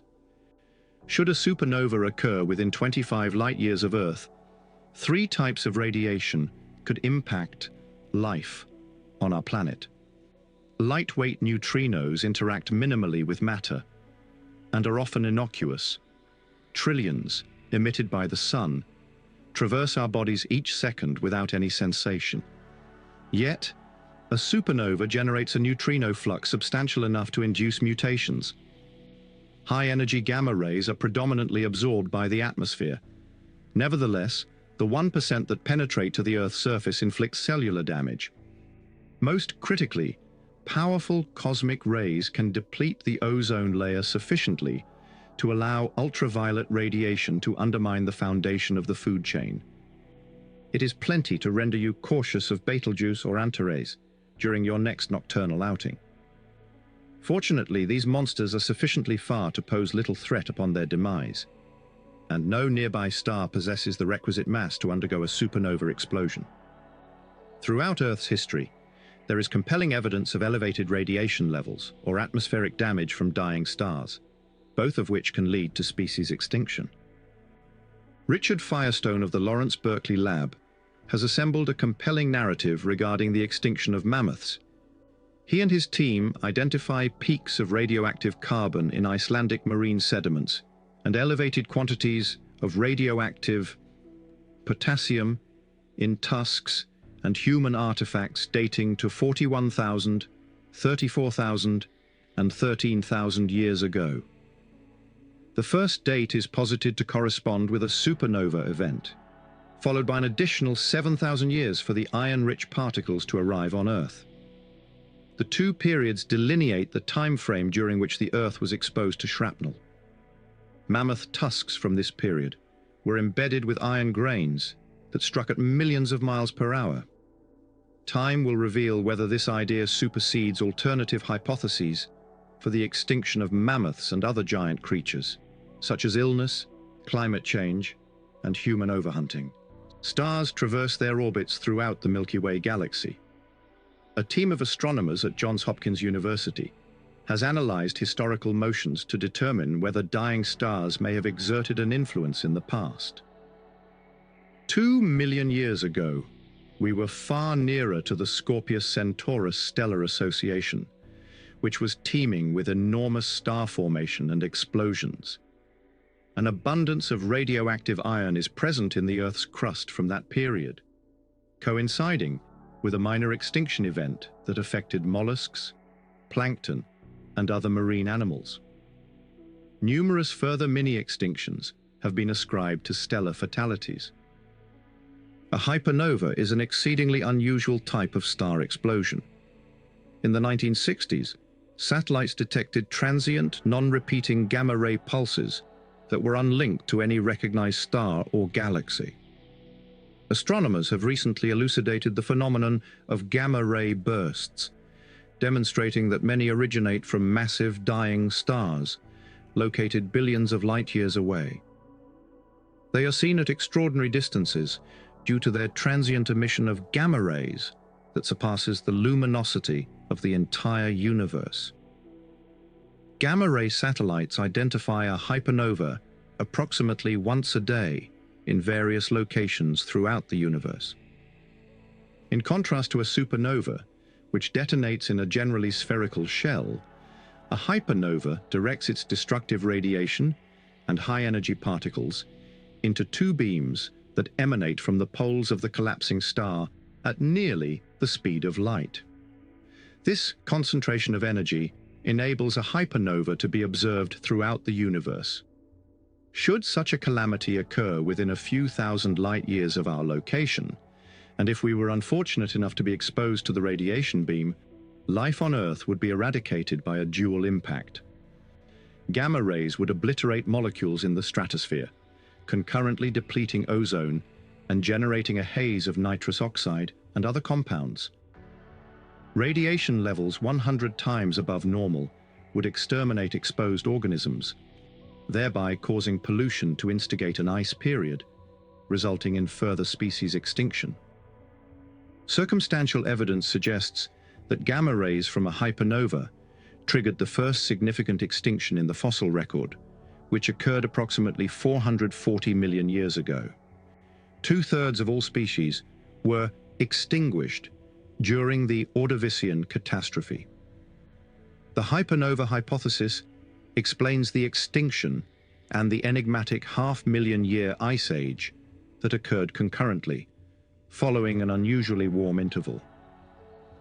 Regrettably, the Milky Way has completed roughly 2 rotations since the Ordovician, resulting in the dispersion or relocation of any remnants of the hypernova. Astronomers could exhibit excessive enthusiasm when linking astronomical occurrences to mass extinctions. Alternative credible explanations exist for all of them, and the models depicting the environmental impact of a supernova or hypernova remain very rudimentary. The KT impact remains the gold standard of evidence for an extraterrestrial agent inducing a substantial alteration in life on Earth. Although establishing causation for specific celestial phenomena that impact the biosphere is challenging, a robust statistical foundation exists for their discussion. John Scalo from the University of Texas has developed models depicting the Earth's radiation environment throughout cosmic history. All entities, from the Sun to far celestial phenomena, contribute to the overall dynamics. The most substantial radiation surges will precipitate widespread extinctions. The conclusion for extraterrestrial life is that any habitat would endure radiation stress. When evaluating the potential impacts of radiation on terrestrial species, we start with a bias. Radiation is predominantly perceived as deleterious, and situations with fluctuating radiation levels are exceedingly hazardous. Nonetheless, Scalo has evaluated the facts and offers an alternative perspective. Evolution is propelled by genetic variety, which is in turn influenced by mutations. Radiation, reactive oxygen species, and environmental pollutants perpetually inflict damage on DNA. The typical cell endures several 100,000 molecular damages daily. When the mutation rate surpasses the efficacy of repair processes, cells may enter a latent state, undergo apoptosis, or proliferate uncontrolled, a phenomenon referred to as cancer. The vast majority of mutations exert no substantial impact. Natural selection operates on the minuscule subset of mutations that influence an organism's reproductive success by enhancing or diminishing its adaptation to the environment. If the mutation rate is insufficient, or the repair mechanisms are excessively effective, evolution advances at a sluggish pace. Among the earliest evolutionary developments in life were systems for DNA repair and the attenuation of radiation-damaging effects. Examples encompass lateral gene transfer and meiosis, which underpin sexual reproduction, and the diversification of the gene pool. Bacteria have possessed sophisticated mechanisms for DNA repair for 3 billion years. An argument exists that random or augmented doses of radiation could facilitate evolution by expediting the emergence of repair mechanisms and radiation resistance, while also enhancing the genetic variety upon which natural selection may operate. Simulations corroborate this hypothesis by illustrating enhancements in biological complexity after mutation surges. The most consequential radiation events would surpass all biological defenses, but only for creatures located on or near the surface. Water serves as an effective barrier, enabling organisms residing in the ocean's depths to withstand environmental changes. Our Sun is an unassuming middle-aged star, situated in an inconspicuous region of the Milky Way. Yet numerous diverse habitats for life exist. What discoveries might await us if we were relocated to another star in a distinct area of the galaxy? Our expectations for extraterrestrial life are constrained not just by Earth's history, but also by the characteristics of our specific cosmic environment. Our initial destination is relatively close, approximately 1,800 light-years distant in a straight line. We are situated in Orion, a vibrant area of stellar formation that delineates a spiral arm of the Milky Way. Our passage via a wormhole has deposited us in proximity to a hot, youthful star, 100 times more luminous than the Sun. Filaments of gas envelop the sky, and the majority of stars appear somewhat red, owing to the veil of dust. The 4 trapezium stars illuminate the Orion Nebula, while additional enormous stars populate the sky. There is substantial evidence of previous supernovae, and heavy elements have been abundantly expelled. Given the abundance of material for planet formation, the majority of stars possess a dozen or more planets. Conversely, numerous stars have lifespans of less than 100 million years, while those with extended lifespans must face the tumultuous demises of their colossal counterparts. Numerous truncated biological experiments exist among the livable worlds. The cosmic milieu promotes life through a swift evolutionary pace, particularly in aquatic and lithic habitats. Our subsequent transit through the wormhole deposits us adjacent to the galaxy's urban hub. The stellar density is approximately 1,000 times greater than that near the Sun, resulting in illumination that surpasses that of a full moon on Earth. In regions densely populated by stars, the sky emits high-energy radiation from the core of the Milky Way, which harbors a supermassive black hole. A striking dwarf hangs like a crimson orange over us. It possesses 6 planets in close orbits, 2 of which reside in the habitable zone. The atmosphere presents a favorable environment for life.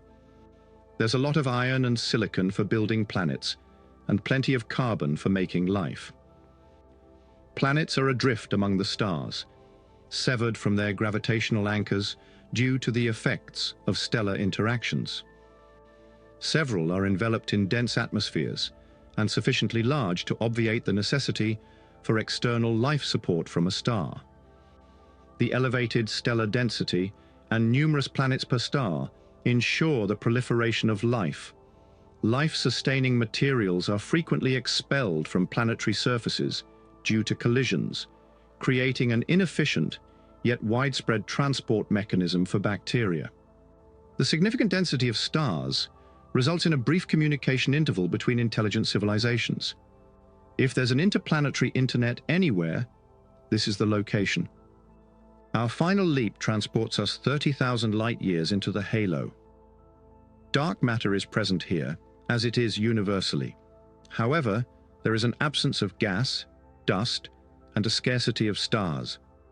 The discus two-armed spiral is depicted below, resembling a Persian rug, adorned with blue-white star formation knots against a luminous yellow star field. The proximate white dwarf is scorching and titanium-hued. It was established long ago, with minimal material for planetary formation. It has 3 planets the size of Mercury, all of which are now extinct. The closest star is located 100 light-years distant. Biology is subtly interspersed within the galaxy's structure. This place is desolate, and, regrettably, such a magnificent vista is squandered. The Milky Way contains numerous captivating environments. Certain ones are probable candidates for supporting life. Life on Earth endures stress from the cosmic environment, although conditions may not be more favorable elsewhere. Voltaire erred in his derision. The universe may indeed approximate the best of all possible worlds, articulated by Leibniz in his 1710 treatise, Theodicy. Envision yourself positioned at the cave's entrance, reluctant to enter the obscurity within. Life flourishes abundantly here. Trees, the grass underfoot, and sometimes birds or a bat coming from the cave. When contemplating life, we imagine recognizable flora and fauna set against the expanse of earth and sky. Life exists not only on the planet's surface, but is also intricately interwoven with the surrounding environment. Trees and grass are anchored in soil, formed by bacteria acting on pristine rock. The atmosphere is abundant in oxygen due to the respiration of photosynthetic species. The cave is composed of limestone, which is derived from the strata of prehistoric sea organisms. Life and its traces are everywhere. The biosphere constitutes the global ecological system, encompassing living organisms and their interactions with the Earth, atmosphere, and hydrosphere. To comprehend the potential evolution of life on a terrestrial planet in a distant solar system, one must understand the reciprocal influence between our world and the development of life on other planets. The temperature at most surface locations is generally within the range that allows water to exist as a liquid. Sunlight at a distance of 100 million miles possesses sufficient energy to generate a temperature of 1 degree Fahrenheit, or minus 17 degrees Celsius, far below freezing. Fortunately, the atmosphere maintains heat by functioning similarly to the windows of a vehicle or a greenhouse, allowing visible radiation to pass through more easily than infrared light. Visible sunlight dissipates into space, while longer infrared wavelengths are retained, warming the air, particularly at lower altitudes. Trace constituents of the atmosphere, carbon dioxide, methane, and water vapor, are particularly adept at capturing infrared radiation, so they are designated as greenhouse gases. Considering the convection-induced mixing of vertical layers, greenhouse gases elevate the Earth's surface temperature to an average of approximately 60 degrees Fahrenheit. The current condition is established, although upon examining the history, a complication arises. Throughout Earth's history, the Sun has gradually increased in brightness. During the fusion of hydrogen into helium, the helium nuclei occupy marginally less volume than the hydrogen nuclei from which they are derived, resulting in the contraction of the interior and an increase in temperature. The temperature rise elevates nuclear reaction rates and the quantity of radiation absorbed by the Earth. 4 billion years ago, the Sun's luminosity was 30% diminished. Early Earth, possessing its current atmosphere, would have experienced cold temperatures of -1 degrees Fahrenheit and remained entirely encased in glaciers until roughly 1 billion years ago. There is substantial geological evidence indicating the presence of seas, sedimentary rocks, and flowing water throughout much of Earth's history. The optimal resolution to the conundrum is that the Earth possessed a greater concentration of carbon dioxide in its early history, attributed to petrol emissions from the core, with the majority of the surplus gradually sequestered in sedimentary rocks and dissolved in the oceans. There is little direct evidence supporting this coherent explanation, and it appears dubious to postulate a diminishing greenhouse gas that offsets the diminishing solar output while maintaining Earth's habitability. A significant transformation in the biosphere transpired with the increase in atmospheric oxygen approximately 2 billion years ago. Oxygen is both corrosive and reactive. In the absence of continuous oxygen production by living beings, the whole atmospheric reserve would deplete within about 4 million years. Oxygen impedes the chemical reactions necessary for the formation of amino acids, therefore precluding the synthesis of life's fundamental building blocks in its presence. Progeny of the initial species, which possess anaerobic metabolisms, continue to exist in anoxic habitats, including swamps and lagoons. What was the process of the takeover of an oxygen economy? Research on genetic phylogenies suggests that the initial oxygen-generating organisms were purple prokaryotes, specifically unicellular entities known as cyanobacteria. They are available in several rainbow hues, including yellow, red, green, and blue. Cyanobacteria transform light energy into chemical energy, producing carbohydrates and releasing oxygen as a byproduct. Photosynthesis does not necessitate sunshine or oxygen. Several bacteria perform photosynthesis in the absence of sunlight near oceanic vents, and some utilize hydrogen sulfide instead of water, producing sulfur as a waste product rather than oxygen. The primary benefit of the oxygen economy is its efficiency. Oxygen-utilizing metabolic processes store 20 times more energy as phosphate bonds in ATP than anaerobic processes like fermentation. All terrestrial animals rely on a food chain that photosynthetic plants and plankton fundamentally support. The food chain is sustained by a virtually infinite energy source, the sun. A significant relationship exists between life and the Earth that pertains to carbon. The majority of Earth's carbon is sequestered as carbonates and kerogens, the waxy solids that result from the thermal and pressure-induced transformation of organic remnants. Weathering has the potential to eliminate all carbon from the biosphere within 1 million years. In the absence of a new carbon supply, all life on Earth would have terminated long ago. The process of introducing additional carbon is facilitated by plate tectonics. The Earth's crust is segmented into plates that glide over the mantle on a layer of pressurized rock. The heat from the Earth's interior induces convection in the mantle, a circulation motion of magma that adheres to laws analogous to those of thunderclouds and boiling water.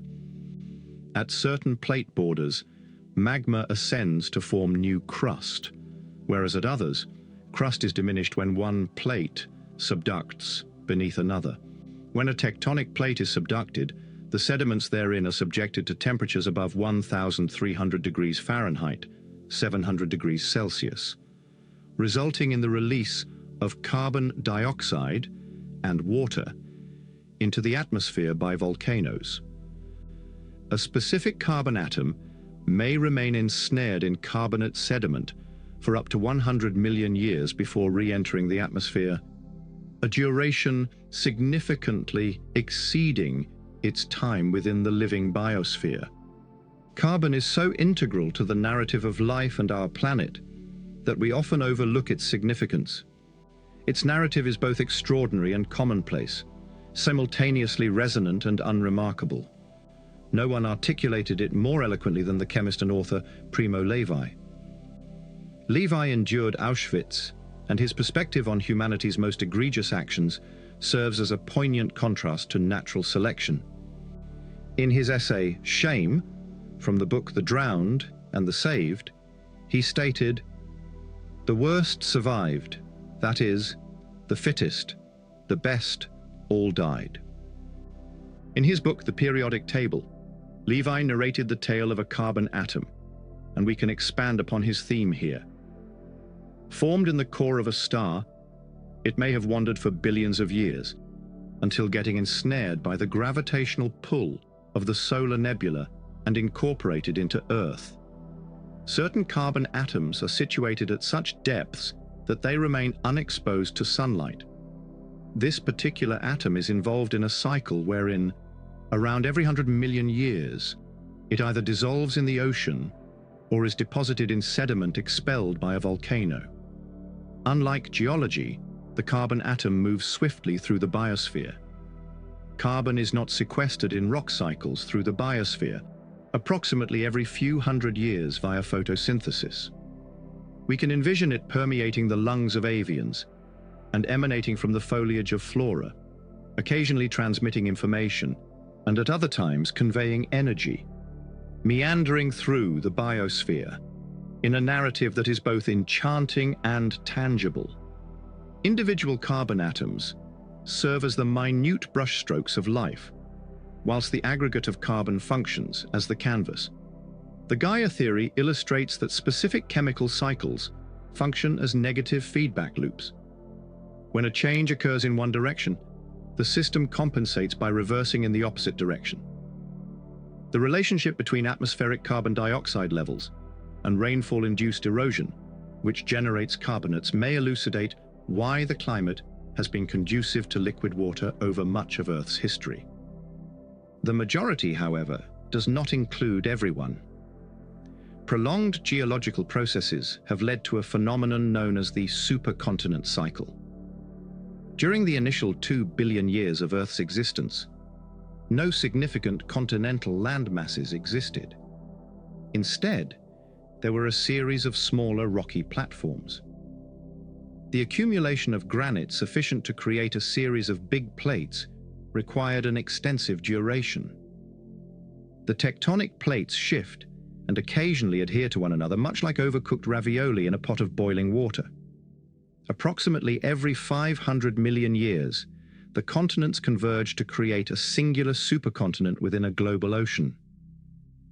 Approximately 800 million years ago, a singular supercontinent named Rodinia coalesced and subsequently disintegrated. A supercontinent named Pangaea emerged approximately 250 million years ago, subsequently fragmenting to form the present-day continents. Joe Kirschvink gestures emphatically to evoke the emotional scene he is depicting vividly.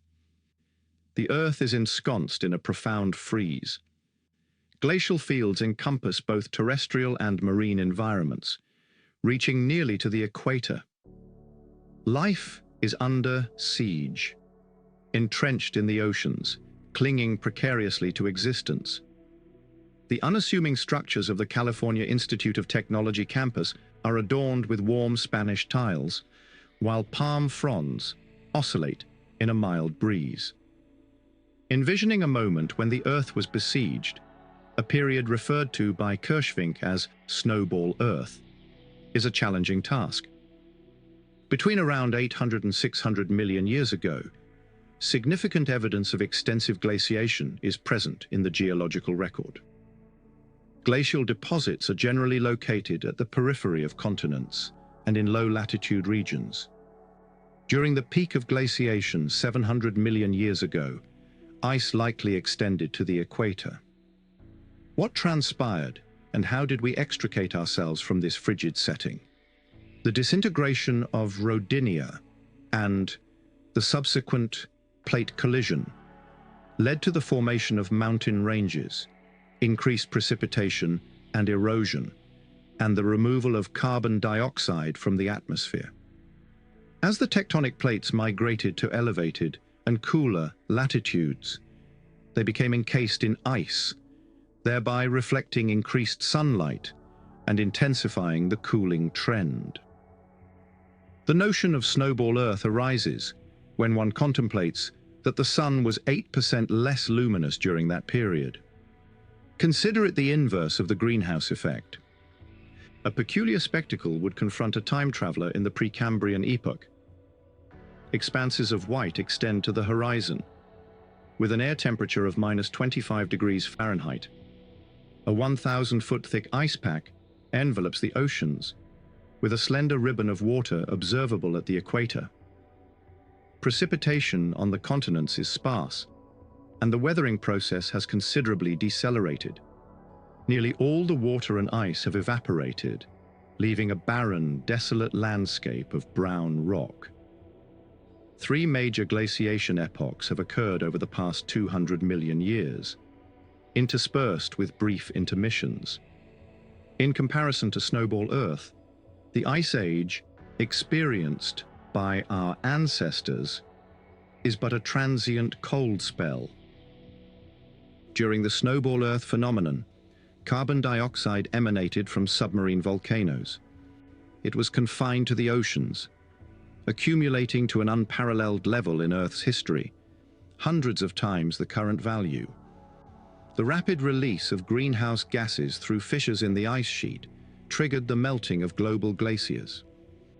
As the ice diminished, increased sunlight absorption expedited the process, resulting in the complete melting of the ice pack in roughly 1 million years. When Earth emerged from the glacial period, the environment for life had experienced significant alterations. The oceans became oxygen-rich, following aeons of oxygen deprivation. The temperature was mild.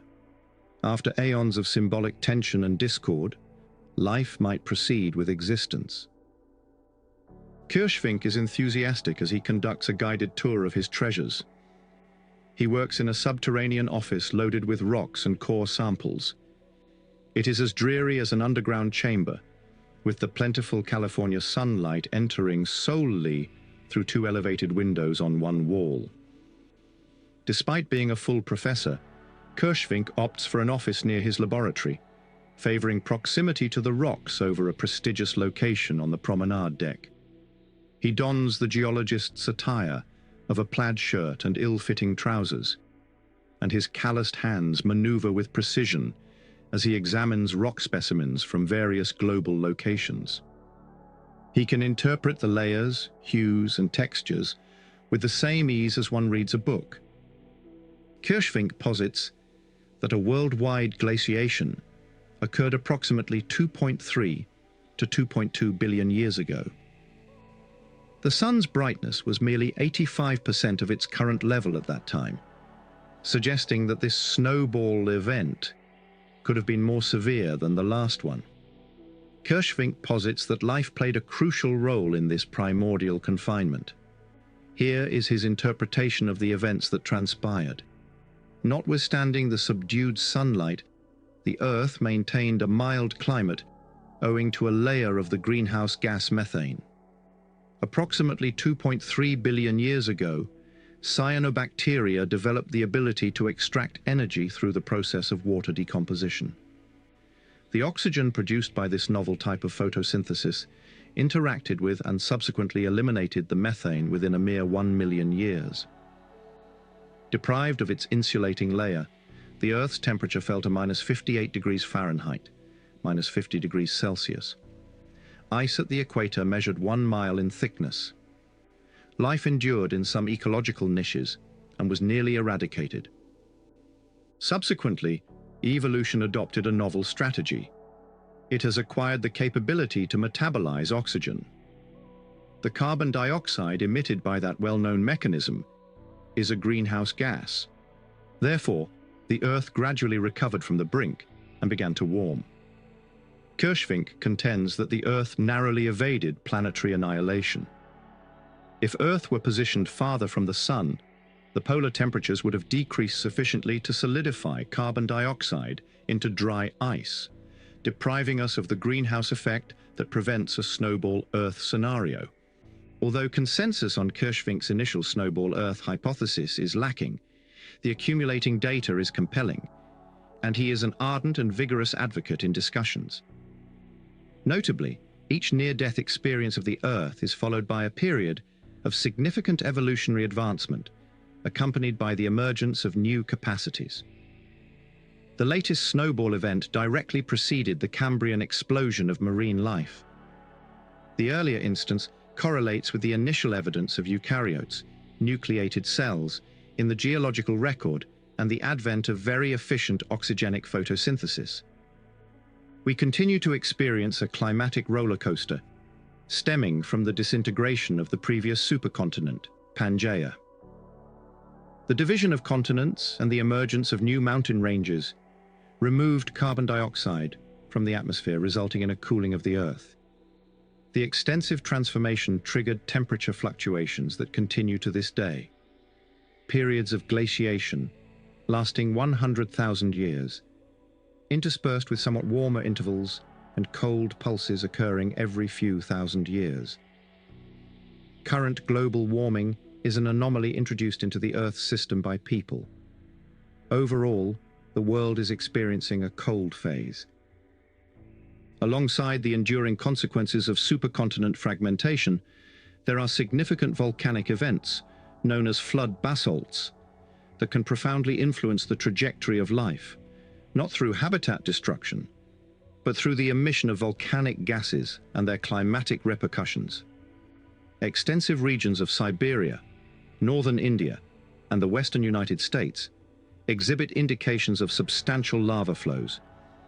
They can encompass 1 million square miles, with lava quantities thousands of times greater than that emitted by Kilauea in Hawaii over the past few decades. Flood basalts coincide with the dates of multiple catastrophic extinctions. Earlier, we observed that alterations in the Earth's orbital characteristics can influence the climate. Which of the following catastrophes has the most significant influence on life? Solar shifts, extraterrestrial impacts, alterations in Earth's orbit, volcanic eruptions, or extensive geological transformations? For specific occurrences in the biosphere, the evidence is frequently too vague to ascertain certainty. Yet, they all must contribute in some capacity. In 1654, James Ussher, the Archbishop of Armagh and Primate of all Ireland, released a conclusive calculation of the Earth's age. Based on the biblical genealogy, he established Genesis at 9 a.m. October 23rd, 4004 BC. Despite the questionable precision of the computation, Ussher effectively approximated the duration of human civilization. Nonetheless, the Earth was significantly older. In the late 18th century, James Hutton observed carved inscriptions on Hadrian's Wall that had remained largely unaltered for approximately 1600 years since their Roman construction. He gazed over the river valleys of his own Scotland, carved from the same granite, and recognized their profound antiquity. In his 1788 publication, Theory of the Earth, he asserted that there exists no vestige of a beginning, no prospect of an end. Charles Lyell, a Scottish geologist, was an undergraduate when he revisited a beach from his childhood and saw minor alterations to the coastline. In his youth, he ascended Mount Etna in Italy and deduced that the formation of such a substantial peak by successive lava flows must have required millions of years. He also examined fossils, discovering some that did not relate to any known extant species, and observing that they were distributed equally over ancient geological strata. The chronicles of life and the Earth are inscribed in stone. His book, Principles of Geology, founded a novel domain of scientific inquiry. Lyell was Charles Darwin's father-in-law, and Darwin possessed a copy of the first volume of his work in his sea chest as he commenced an extensive voyage aboard the small vessel Beagle. His 5 years of traversing the South Seas convinced him that incremental mutations may produce the vast array of species present on Earth. Nevertheless, Darwin was aware that his hypothesis would disrupt the world and subject him to scrutiny. Hence, his manuscript remained untouched in a desk drawer for 15 years. Lyell convinced him to publish, coupled with the awareness that he was on the verge of being preempted by Alfred Russel Wallace, who had independently formulated the same concept. The Origin of Species was published in 1859. Darwin's theory of natural selection is elementary. Like all significant scientific concepts, reproduction results in variation, a concept recognized by animal breeders for ages. Moreover, organisms typically generate more progeny than the environment can support. Environmental pressures influence survival probabilities. Continuous transformations in the world result in subtle yet cumulative alterations from one generation to the next. When these modifications accumulate to the extent that a group can no longer produce viable offspring, a new species arises. After perusing Darwin's work, the biologist Thomas Huxley commented, "How remarkably foolish of me not to have considered that. That is all. The most fit endure. Fitness does not imply development or moral superiority. It merely indicates a species' adaptation to its environment. When conditions change, all predictions become invalid, potentially leading to the extinction of species." For some, natural selection is a harsh process. Not to Darwin. This perspective on life possesses magnificence. From such a modest origin, countless beautiful and remarkable forms have emerged and continue to evolve. Evolution is a complex idea. The gradual process of incremental change is challenging to envisage. It requires hundreds or thousands of generations for adaptation to result in the formation of a new species. Nonetheless, numerous instances of observable or expedited natural selection exist, with the beaks of Darwin's Galapagos finches serving as a quintessential illustration. The influence of chance is disconcerting to numerous individuals. In what manner could stochastic variation result in phenomena as extraordinary as vision or the ability to fly? What purpose does a partial eye or a partial wing serve? There are credible responses to these inquiries. Flight confers a selection advantage to both predators and prey. Flight evolved as an extension of jumping and leaping from the ground above. It evolved from gliding for arboreal organisms. Fossil evidence of transitional stages leading to wings has been discovered. The narrative is analogous for eyes, which first emerged 550 million years ago in marine organisms. Both predators and prey derive advantages from their capacity to perceive light. Primitive eyes consisted solely of aggregations of light-sensitive cells located on the skin's surface. The identical sensors, when situated in a minor depression or cavity, acquired a directional functionality. Subsequently, the translucent tissue functioned to safeguard the fragile cells, and when the cavity was filled with fluid, it could create an image. The fossil record has delineated each transitional phase, culminating in the contemporary camera eye. The majority of mutations are detrimental or provide no selective benefit to the organism.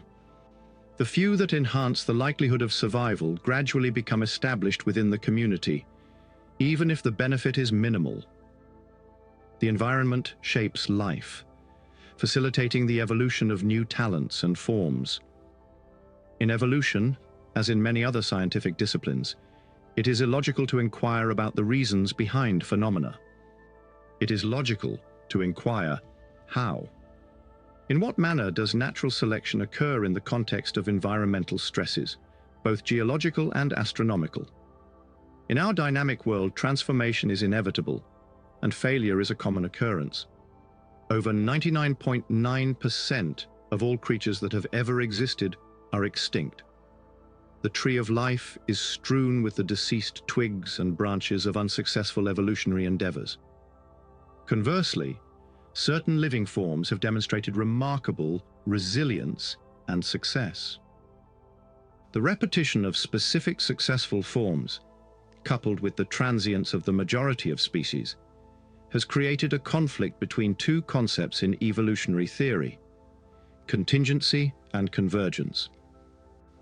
Paleontologist Stephen Jay Gould was an outspoken advocate for the notion that randomness significantly influenced evolution, as seen by the introductory remark of this chapter.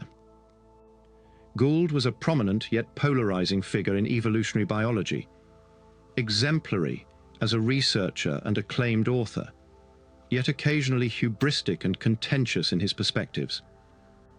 Gould employed the Burgess Shale as his primary illustration. The Burgess Shale is a remarkably preserved instance of the diverse array of unusual living forms that emerged in the Earth's waters approximately 510 million years ago. Most lineages did not persist, and Gould contended that it was impossible to foresee which of these well-adapted organisms would survive. Capricious events, such as meteorite impacts, rendered evolution highly dependent upon these occurrences. This perspective suggests that while bacteria may be ubiquitous in the cosmos, mammals and reptiles are unlikely to be prevalent, while primates and humans are exceedingly rare. While doing his PhD studies at Cambridge University, Simon Conway Morris first discovered the abundant fossil assemblage of the Burgess Shale. Gould's analysis of the identical fossils resulted in a markedly divergent conclusion. Conway Morris acknowledges the influence of chance, but emphasizes that the constraints of physics constrain evolutionary methods, which do not operate in an environment of infinite possibilities. Let us revisit wings and eyes. Flight has developed independently in insects, birds, mammals, such as bats, and reptiles, particularly the pterosaur, a flying giant of the Triassic period. The design of wings varies in each instance, although the evolutionary benefit of flight is indisputable. Vision has been identified and occasionally reimagined in a variety of organisms, including mammals, cephalopods, and insects. An octopus's eye resembles yours, however its lineage is distinct from yours. All of these exemplify convergence.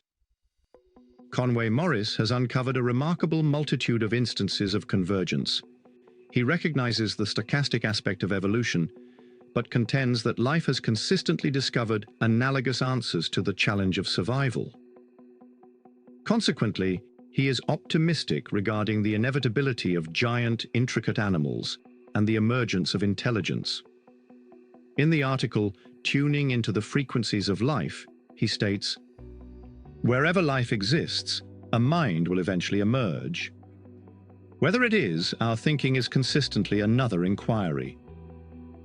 Nearly a century ago, the British naturalist Darcy Thompson highlighted the concept of convergence, yet some of the most fascinating instances manifest at the molecular level. Two entirely distinct types of fish utilize the same natural antifreeze to counteract the effects of cold water. A protein performs its function by continually encoding the identical trio of amino acids. The nototheniod fish of Antarctica originated 7 to 15 million years ago, whereas the Arctic cod emerged 3 million years ago at the opposite pole. Identical antibodies are present in two markedly different species, the nurse shark and the camel. Comparable gene circuits have been identified in E. coli, bacteria, and yeast, demonstrating that convergence occurs at elevated levels of molecular organization. Molecular convergence underscores that the synthesis of heavy elements in stars establishes a universal basis for biochemistry, alongside the finding that fundamental components, such as amino acids, are present in many cosmic settings. The potential variety of proteins and other physiologically beneficial molecules is tremendous. However, life chose a limited quantity. Propagated to the genetic level, this specificity serves to restrict the functions and forms of species. Natural selection does not yield the optimal of all conceivable universes. Genetic drift, a mechanism unknown during Darwin's era, is as crucial to the theory of evolution as natural selection. Genes are not replicated from one generation to the next. Instead, they are sampled, resulting in a degree of statistical inaccuracy. Consider flipping a coin, where the 50% likelihood of heads parallels a 50% likelihood of progeny possessing red hair. A limited number of coin tosses is improbable to yield an equal count of heads and tails. The figures are unlikely to be the same after numerous throws. Nonetheless, the divergence from 50% is negligible. Consequently, Genetic drift occurs more rapidly in small populations compared to large ones. Genetic drift is significant, as it can influence any gene, irrespective of the organism's adaptability to its environment. A bottleneck effect occurs when a population diminishes significantly, as seen following a catastrophic extinction event. With the resurgence of population growth, genetic drift may occur rapidly, potentially eliminating advantageous traits. We ought to embrace the fortuitous occurrences that inspired life's intricate ingenuity. The molecular mechanisms of life are prone to errors, which is fundamental to their efficacy. Envision a bacterium that can shield itself from radiation damage and replicate itself flawlessly.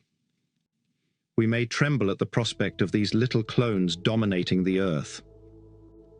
There is no cause for apprehension. A flawless replicator cannot evolve. So, when it encounters the initial organism capable of consuming it, it will be vulnerable and devoured. The predatory species will subsequently perish after depleting its food source. The Earth will endure, and existence will persist. Innovation arises from error. Medical researcher Lewis Thomas stated in his book, The Medusa and the Snail, "The ability to make minor errors is the true wonder of DNA. In the absence of this unique trait, we would remain anaerobic microbes and music would not exist." Key milestones in evolution. Life on Earth constitutes a multifaceted system. The interconnection of several components, both great and small, complicates the comprehension of the roles of chance and necessity in evolution.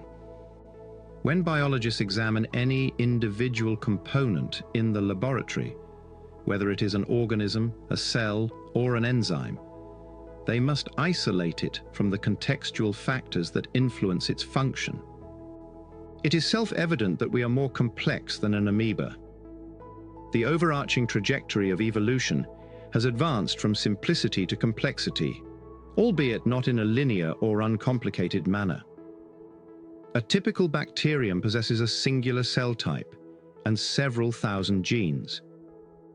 A fruit fly possesses 50 cell types and approximately 13,000 genes, whereas humans have approximately 120 cell types and around 25,000 genes. The complex operations of animals, including humans, have necessitated a 10 to 100-fold augmentation in the quantity of genes or genomic information content. With 25,000 genes, we could possess a greater diversity of cell types than currently observed. Evolution can produce diversity. Nevertheless, only a minuscule portion of the potential genetic diversity is manifested in each organism. Let us examine the roles of chance and necessity in significant events of life on Earth.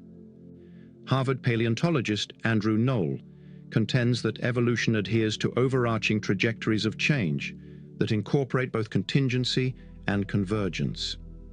The transitions establish a coherent progression.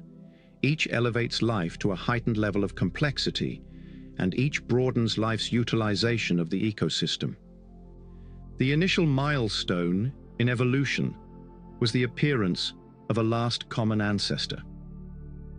We reflect on our roots and must avoid any perception of inevitability. Our optimal mental representation is not Richard Dawkins' blind watchmaker, but an unattended broth in which the variable environment perpetually amalgamates the components. The environment supports basic chemical networks via free energy. Increased complexity led to heightened functional variety, albeit in sporadic bursts. Numerous experiments were unsuccessful.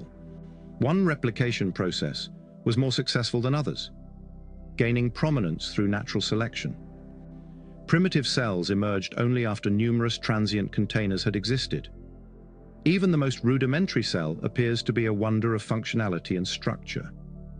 What remains unseen is the extensive span of hundreds of millions of years of dynamic chemical change that culminated in this outcome. Upon attaining success, a singular genetic process emerged as the archetype for all subsequent developments. The second stage entailed the diversification of prokaryotes, which are nucleated cells. Bacteria proliferated into every imaginable ecological niche. Let us not become overly self-important. They remain the Earth's most plentiful and affluent life form. Bacteria and their ancient archaeal relatives reproduce asexually by cloning, a process in which the DNA is entirely duplicated during the division of the parent cell. Diversification mainly occurred through lateral gene transmission. Gene transfer is an effective mechanism for adaptation, as beneficial segments of DNA are transmitted across several lineages. Consider it as the exchange of tools among microorganisms. Bacterial life is ephemeral. Hence, adaptability has been honed over millions of generations, employing the combinatorial potential of thousands of genes, each expressed in myriad ways, contingent upon the activity of local enzymes. The evolution of prokaryotes was exceptionally efficient. Microbiologist Lynn Margulis stated in the book, "What is Life?" Bacteria exchange genes with greater intensity than a bustling trading floor at the Chicago Mercantile Exchange. The subsequent phase involved the evolution and diversification of eukaryotes. We are eukaryotic organisms, as are all other animals and plants. Eukaryotes contain their DNA within a nucleus and are essentially differentiated from prokaryotes by the presence of mitochondria, organelles that facilitate aerobic respiration and ATP synthesis, and chloroplasts, which regulate photosynthesis in plants and algae. Margulis, a co-originator of the Gaia hypothesis, noted that mitochondria resembled aerobic bacteria that had been engulfed by the cell. At the same time, chloroplasts bore similarity to cyanobacteria that had been similarly assimilated. What if the contemporary sophisticated cell originated from the collaboration of primordial bacteria? The concept is referred to as endosymbiosis. Bacteria have consistently established colonies, as demonstrated by the 3.5 billion-year-old stromatolites, which represent the most credible evidence of early life. In endosymbiosis, prokaryotes engaged in mutually beneficial or symbiotic partnerships. Amidst this continuous experimentation, the majority of relationships failed. However, in certain instances, chimeras endured and thrived. Gradually, the assimilated fragments of genetic material relinquished their autonomy and integrated into a cohesively operating cell. Margulis and her son, Dorian Sagan, son of astronomer Carl Sagan, noted, in What is Life? Life did not dominate the planet through warfare, but through interconnectedness. When did this occur? Prokaryotes dominated for the initial 1.5 billion years of life, but approximately 2.7 billion years ago, evidence emerged for cholesterol-related chemicals, exclusive to eukaryotes. Fossilized cells were not discovered until 1.9 billion years ago. Eukaryotes originated during a period of limited free oxygen availability. For 500 million years, hydrogen served as an energy source, while the oxygen and hydrogen economies coexisted. Photosynthesis conferred a significant energy advantage, leading to an increase in atmospheric oxygen. This, combined with an early snowball Earth event, although it stressed existing life forms, allowed the advanced adaptive mechanisms of eukaryotes to thrive subsequently. Multicellularity is a natural progression of symbiosis. Similar to the shift of humans from a nomadic lifestyle to the establishment of cities, where individuals undertook specialized roles for the collective benefit, organisms too gained advantages from aggregation and functional specialization. A minor conceptual transition exists between stromatolites, bacterial mats, and lichens, symbiotic assemblages of algae and fungi, and genuine multicellular creatures. The chronology of divergence events in the phylogenetic tree is elucidated by molecular clocks, calibrated using paleontological evidence. Eukaryotes diversified between 1 and 1.2 billion years ago. At the time of the divergence of plants and animals in the tree of life, approximately 800 to 900 million years ago, there existed 10 unique cell types. The earliest evidence of multicellular organisms consists of fossilized worms dating back 1 billion years, during which there existed 50 distinct cell types. All necessary ingredients were present for the emergence of more sophisticated life forms. Still, no huge terrestrial species existed, nor were there any marine organisms beyond the size of a thumbnail. Subsequently, there was an exceptional increase in evolutionary diversity, referred to as the Cambrian explosion. It commenced 550 million years ago, shortly following the Snowball Earth catastrophe. Within approximately 50 million years, about 80% of the skeletal structures, both internal and external, observed today, emerged.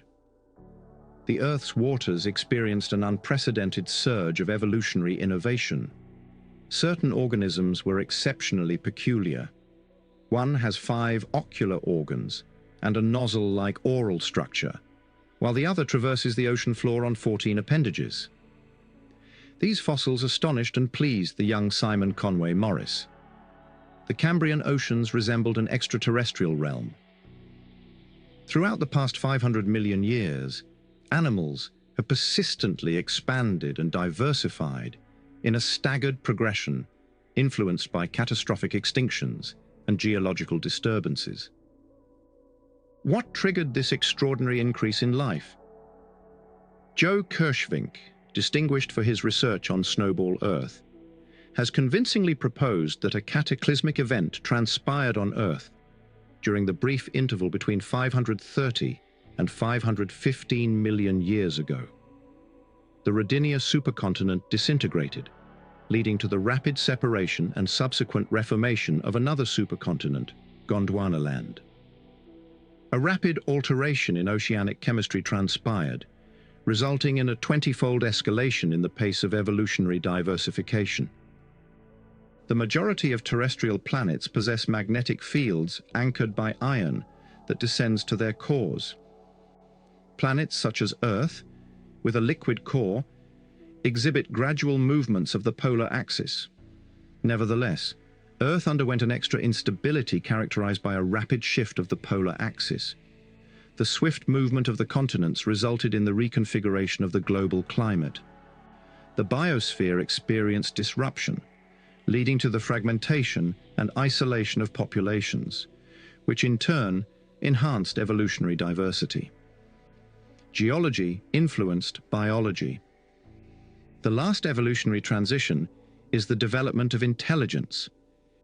Humans possess disproportionately large brains relative to their body mass, although there exists a continuum.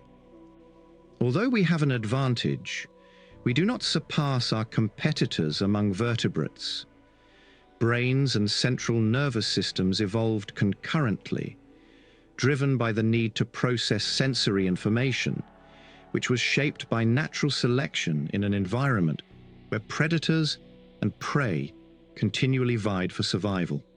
Since our ancestors diverged from chimpanzees in the evolutionary lineage approximately 4 million years ago, the brain size of hominids has doubled twice.